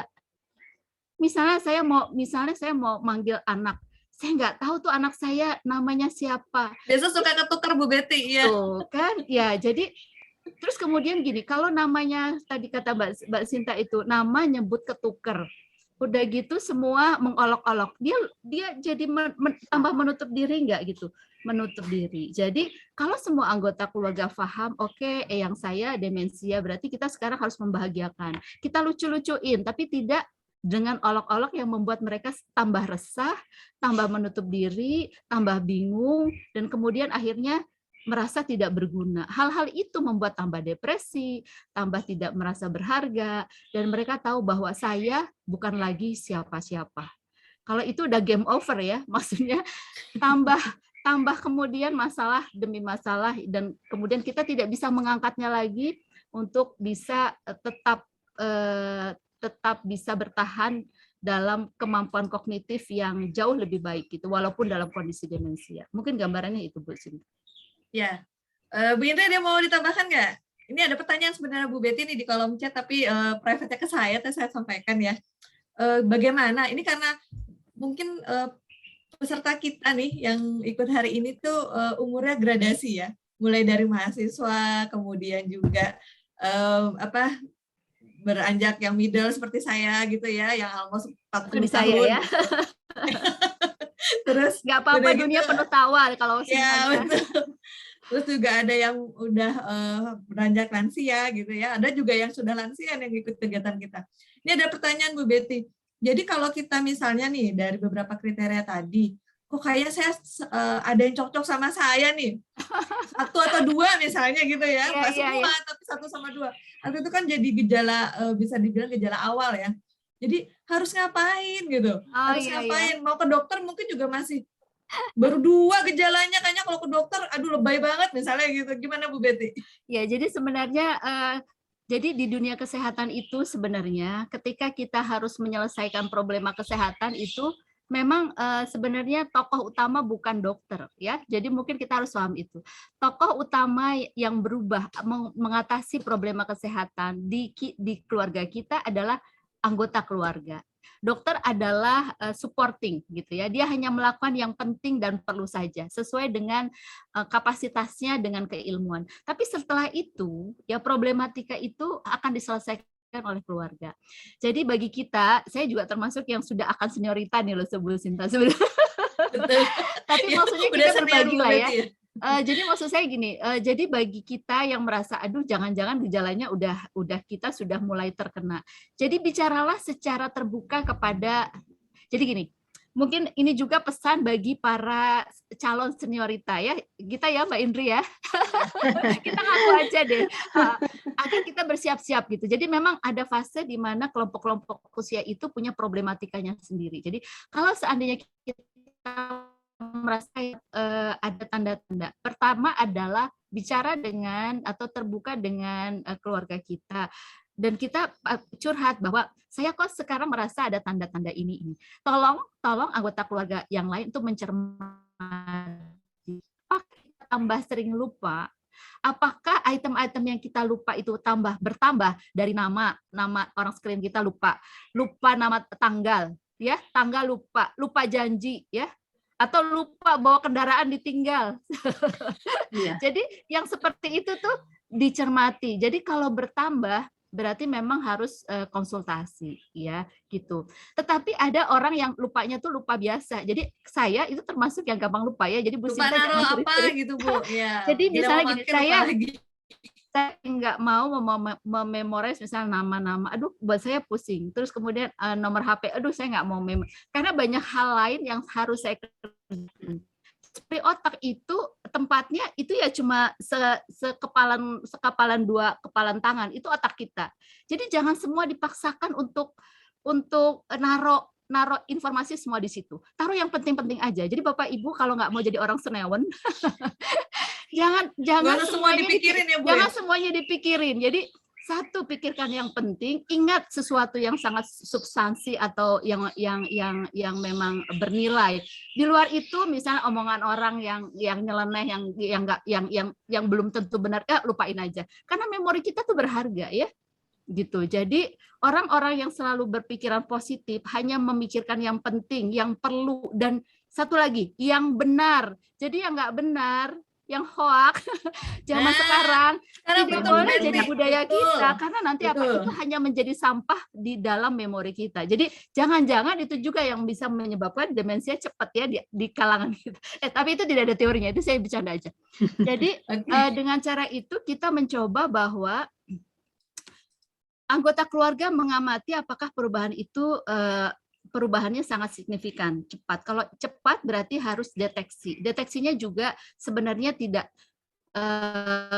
kalau Bu Indri bilang misalnya harus FMR sekali, itu kan bertahap ya. Awal tuh selalu cuma ditanya, lalu kemudian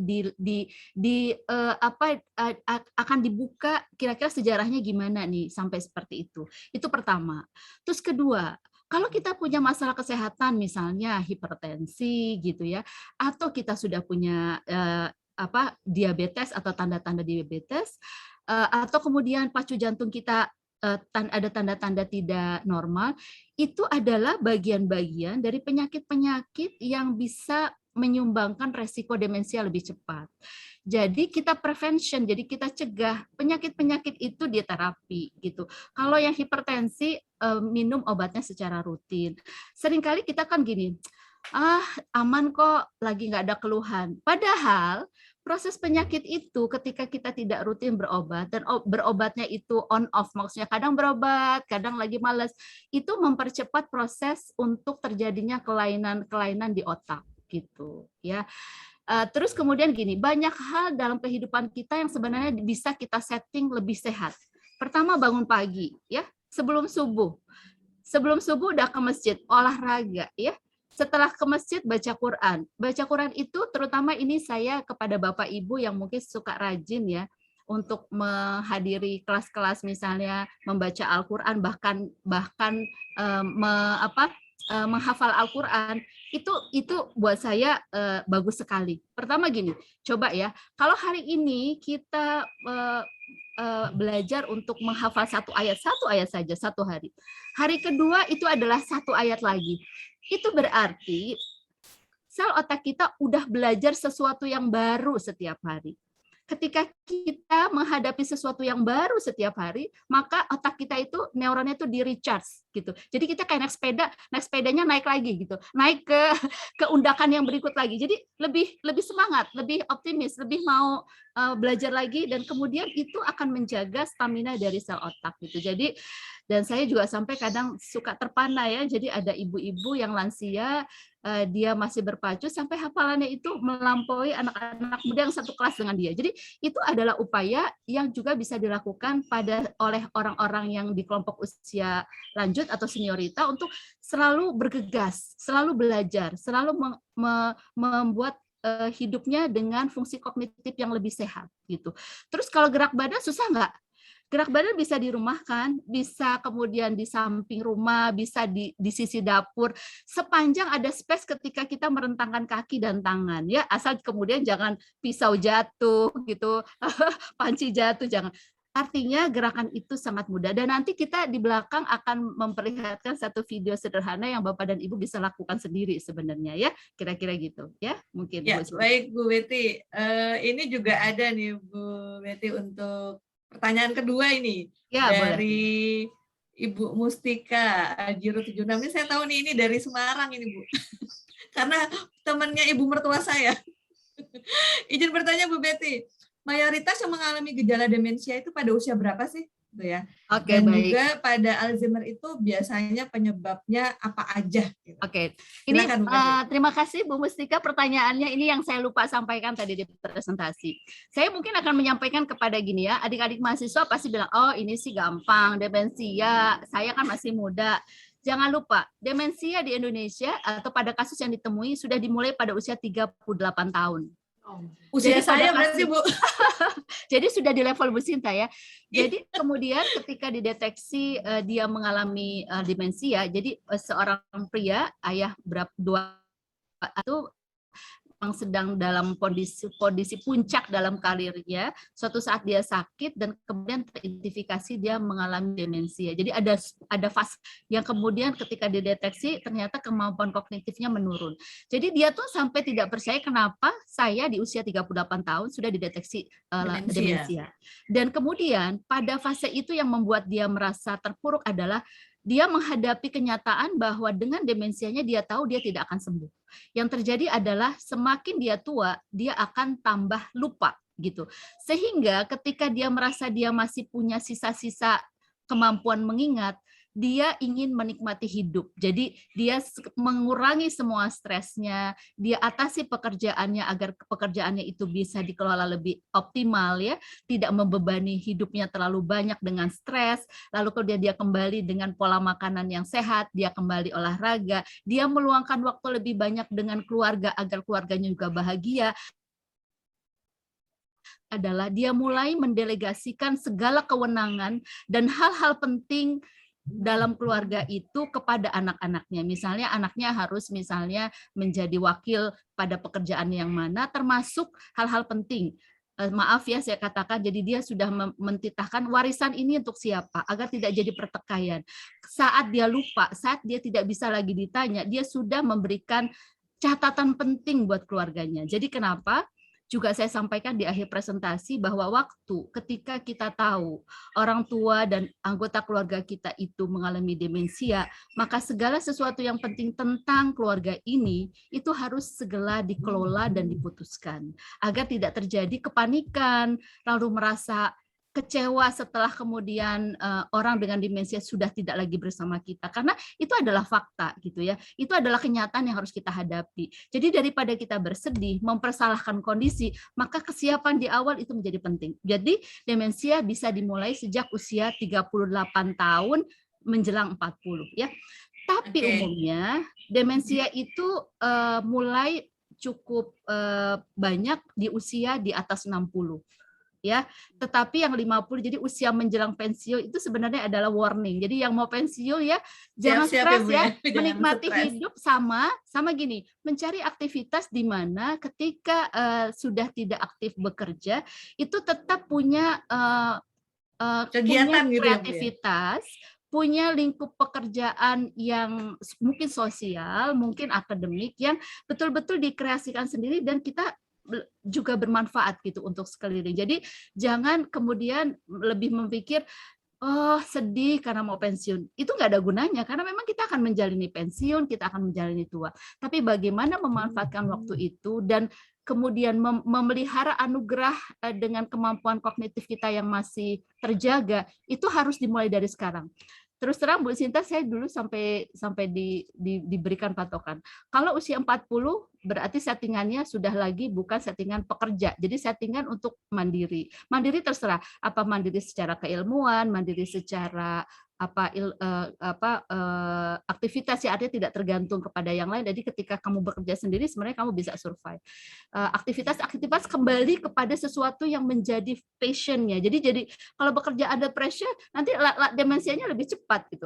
Nah, kalau sudah memasuki 50 tahun berarti adalah fase di mana kita bisa berkarya untuk banyak orang gitu, buat keluarga kita. Jadi fase-fase itu bukan cuma kita melalui usia kita berdasarkan dekade, tapi juga positioning di mana dengan sisa-sisa kenikmatan yang Allah limpahkan, kita masih bisa melakukan banyak kebaikan. Itu sebenarnya gini, kita jadi bukan lagi bicara soal demensia jadinya, tetapi bagaimana kita bersyukur dengan apapun yang kita punya. Sekalipun pada fase usia itu kita diberikan demensia, kita tidak lagi merasa kecewa gitu karena Allah memang sudah memberikan yang terbaik. Jadi kalau pada saat ini ya, terutama dengan orang-orang muda ini sudah tahu tentang demensia, berarti ya kalian harus sudah sangat bisa mengelola tuh.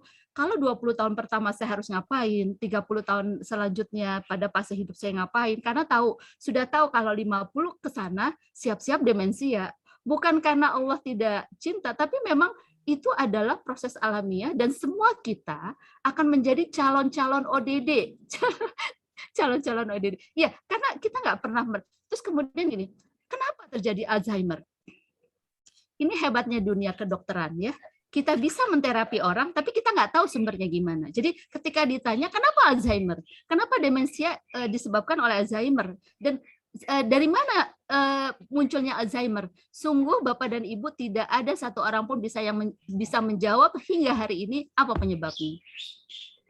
Tetapi kita bisa melihat gejalanya, kita bisa lihat fenomena dan kita bisa merencanakan agar ketika kondisi demensia terjadi kita siap gitu. Dan anggota keluarga kita juga tidak menjadi sedih dan panik. Jadi semua itu harus disampaikan ya gitu kira-kira. Oke, Bu Betty, ini sebenarnya waktunya sudah habis tapi ada satu pertanyaan mungkin bisa dijawab dengan singkat ya Bu ya.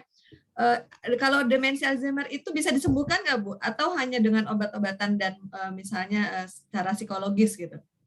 Ya, inilah kenapa hari ini kita membicarakan demensi Alzheimer ya. Jadi kenapa kita hadir? Jadi saya merasa orang-orang yang hadir di sini adalah orang-orang yang sudah jodoh untuk diberikan pencerahan dan inspirasi terkait dengan kondisi demensi Alzheimer. Jadi karena sumber dari kondisi demensi Alzheimer itu adalah proses penuaan, dan di dunia ini Pak, walaupun dengan injeksi dan obat-obat teknologi tinggi, sebenarnya penuaan itu tidak bisa benar-benar dicegah. Ya, jadi Allah sudah memberikan kita kemampuan tubuh yang pada saat kita dilahirkan akan masuk kepada usia produktif, akan turun lagi menjadi non produktif. Dan dalam ayat Al-Quran kita juga kita yakin bahwa Allah itu sudah memberikan pesan sama kita bahwa suatu saat nanti kita akan menjadi seorang yang tua, dan ketika kita tua kita akan berkelakuan seperti bayi lagi, seperti yang kata Mbak Indri katakan. Jadi dengan besar hati saya mengatakan bahwa demensi Alzheimer tidak ada obatnya. Kalaupun terapi dengan para dokter itu lebih kepada bagaimana membuat kualitas kehidupan para ODD ini dalam kategori cukup normal agar dia bisa istirahat, tidur, menikmati hidup untuk kemudian menghabiskan masa tuanya. Kira-kira gitu. Oke, baik Bu Nur Betty, terima kasih Bu Indri, terima kasih sudah berbagi cerita, sudah berbagi pengalaman. Oh iya, Terima saya kasih juga, banyak. saya langsung ya Bu Sinta, jadi terkait dengan acara ini, saya juga akhirnya dipertemukan kembali sama teman saya Bu Indria Purnama, karena beliau adalah sama-sama kita satu alma mater di Fakultas MIPA UI ya, tahun 1000. Iya. Jadi ini adalah teman lama yang kemudian ketemu kembali karena tema demensia Alzheimer ya Mbak Indri. Iya, alhamdulillah Ya, kita ketemu di terima sini. kasih. Ya, Jadi akhirnya sama-sama. kemudian saya sangat senang sekali kita bisa bertemu pada ajang yang bisa berbagi gitu ya. Bersharing ya. Satu sisi ada punya masalah, satu sisi lagi supaya masalah kita menjadi inspirasi juga buat yang lain. Ya. Terima kasih ya Mbak Indri. Sama-sama, terima kasih juga. Baik, terima kasih Bu Nur Betty, terima kasih Bu Indri.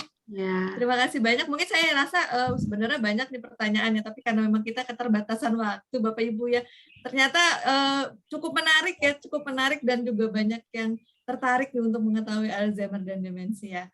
Baik, terima kasih Bu Betty. Kita akan lanjut lagi untuk selanjutnya, karena tadi Bu Betty sudah sampaikan bahwa nanti ada bagaimana sih selain tadi ada upaya oleh lansia dan juga keluarga. Kalau lansia tadi ada senamnya gitu ya, dari keluarga juga ada. Nanti kita akan sama-sama menyaksikan video untuk senam Alzheimer demensia. Tapi sebelumnya kita akan menyaksikan video launching buku, terutama buku ini ditulis langsung oleh Ibu Nur Betty dan suami tentang otak gitu ya. Judulnya adalah Otak Pembelajar. Silakan kita sama-sama menyaksikan untuk video launching buku.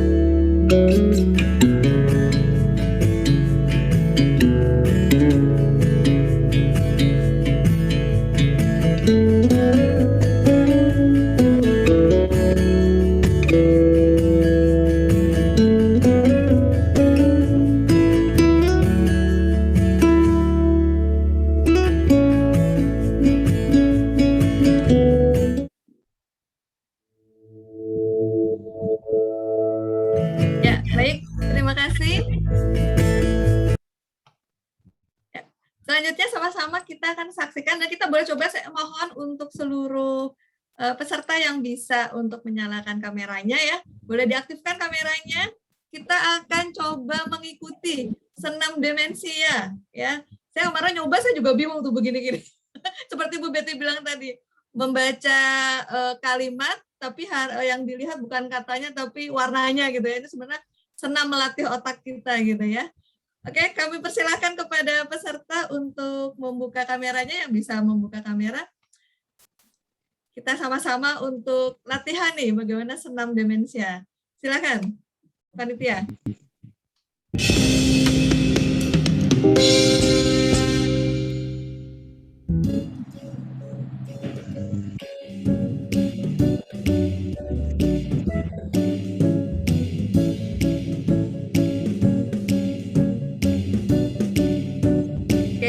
Silakan Bapak Ibu. Nah, maju ke depan tangannya, satu dikepas, satu maju ke depan. Masih oke kayaknya kalau ini ya.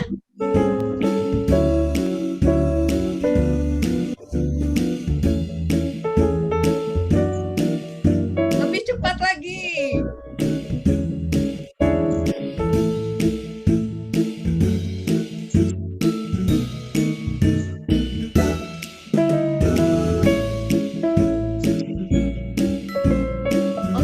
Satu dikepas, satu dibuka.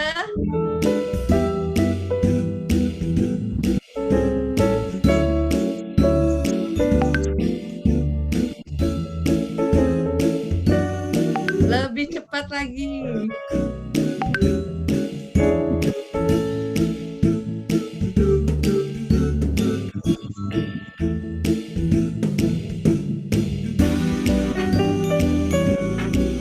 agak susah ini Bu Betty.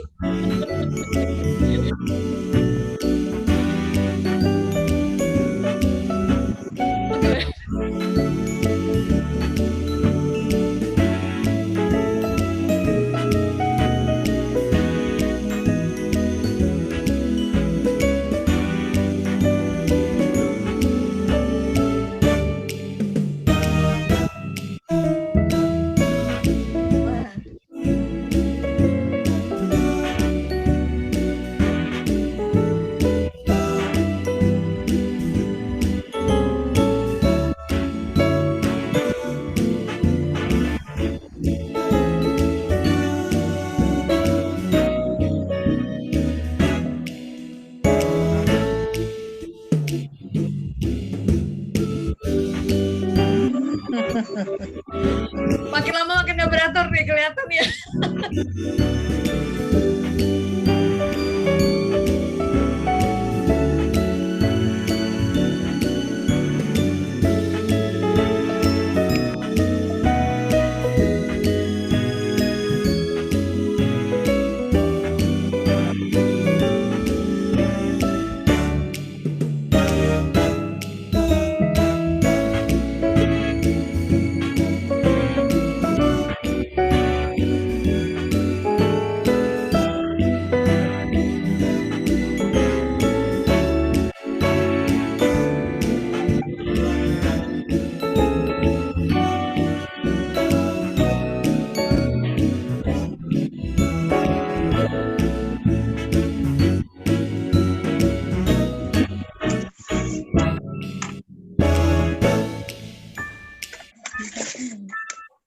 Baik, terima kasih semuanya, luar biasa. Baik, terima kasih yang sudah mengikuti, yang mungkin dari awalnya masih teratur gitu ya. Lama-lama saya aja udah kelibet-libet, berarti harus sering berlatih nih Bu Betty nih, karena sudah memasuki usia-usia rawan bisa bergejala demensia gitu ya. Sekali lagi berarti kita sama-sama tahu bahwa otak itu perlu dilatih ya.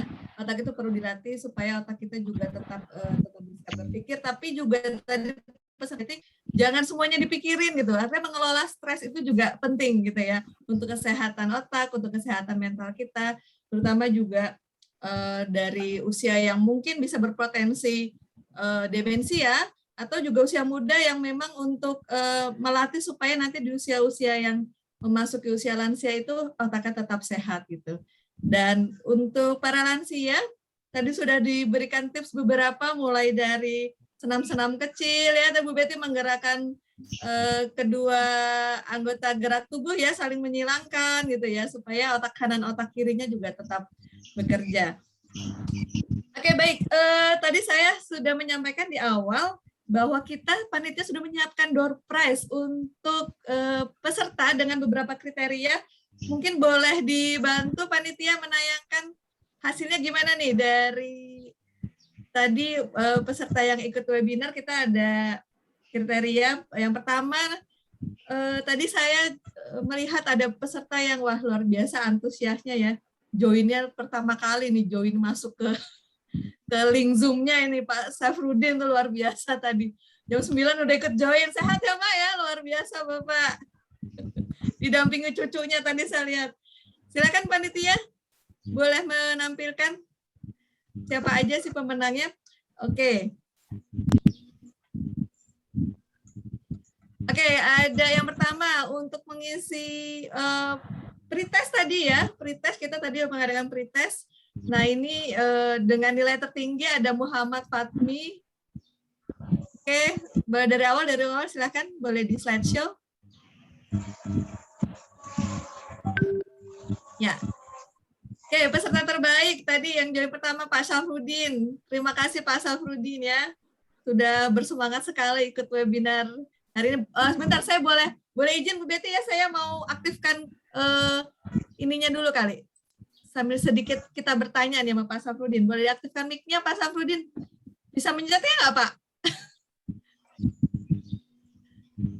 Bingung ya? Oh bisa, oke. Pak Safrudin, ya selamat pagi Bapak, Assalamualaikum. Terima kasih.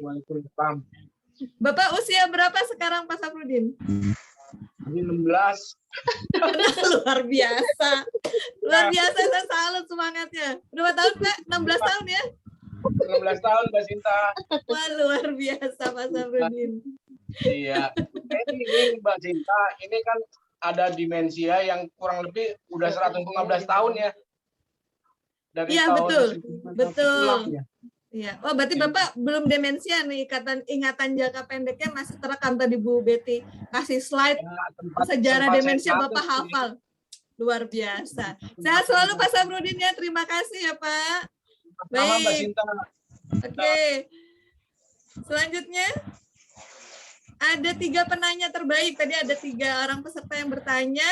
Pertama Ibu Lia dari Pamulang, kemudian ada Ibu Mustika Aljiro 76 dari Semarang, kemudian ada M. Dava Avris Kialdi. Oke, baik. Selanjutnya. Oke, ini yang mengisi post-test ya. Pertama itu didapatkan oleh Muhammad Fahmi Hudaya. Oke. Baik, untuk kelima pemenang door prize dari panitia, nanti akan panitia hubungi, ada hadiah menarik dari panitia untuk para peserta. Terima kasih banyak untuk keikutsertaannya.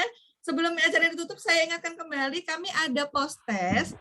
Tadi karena ada pre-test ya, jadi ada post-test dan kuesioner untuk evaluasi dari kegiatan ini gitu. Kami mohon untuk seluruhnya peserta Bapak Ibu sekalian mahasiswa juga boleh mengisi untuk link post-test dan evaluasinya mungkin nanti dibantu panitia. Kalau yang bingung di handphone bisa di-share via WA dan Bapak Ibu bisa silakan mengisi sampai kami tunggu sampai hari ini gitu ya. Jadi nggak harus sekarang, nggak apa-apa gitu Bapak Ibu, terutama ini eyang-eyang gitu ya, nanti boleh diisi, nanti dibantu sama cucu atau anaknya. Oke, baik. Terima kasih banyak semua Bapak Ibu peserta webinar. Terima kasih sudah mengikuti webinar ini. Mudah-mudahan sedikit ilmu yang kami bagikan pada hari ini bisa bermanfaat baik untuk semua dan segala niat yang penuh kebaikan ini menjadi amal kebaikan kita semua. Amin, insya Allah.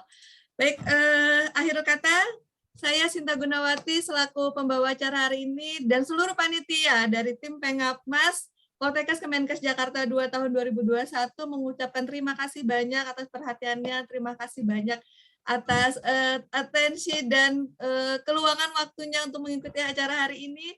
Sehat selalu, tetap menjaga protokol kesehatan karena kita masih dalam tahap masa pandemi. Jaga kesehatan, semoga semua selalu dalam lindungan Allah Subhanahu wa taala, Tuhan Yang Maha Esa. Amin amin ya rabbal alamin.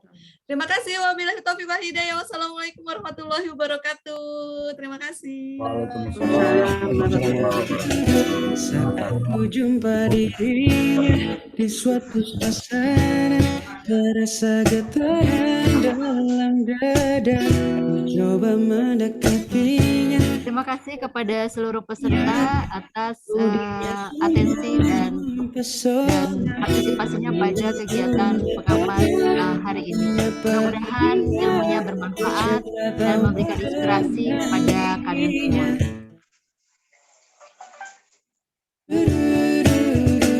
Assalamualaikum. Saya temannya siapa ya? Saya Terima kasih Bu Mustika, jauh-jauh dari sekolah sudah partisipasi. Terima kasih. Waalaikumsalam. Silip ya Bu. Assalamualaikum. Silakan ya. Terima kasih Bu Indrin. Ya. Bu Nurul, terima kasih. Saat ku jumpa dirinya di suatu suasana, terasa getaran dalam dada, ku coba mendekatinya, ku tatap dirinya. Oh dia sungguh mempesona, ingin aku menyapa dirinya, bercanda tawa dengan dirinya.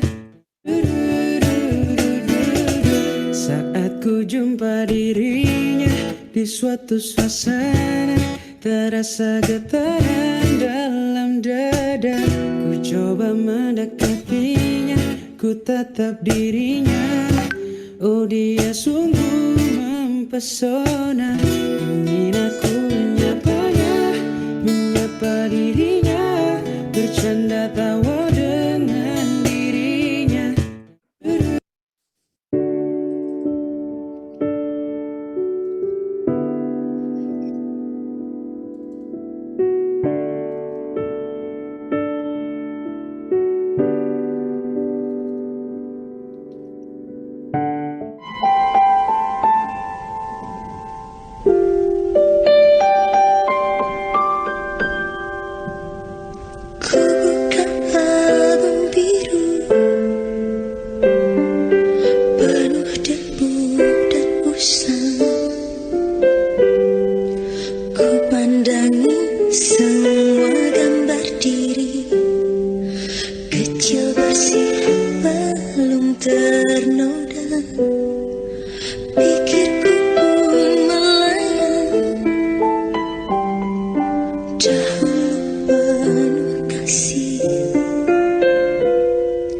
Teringat semua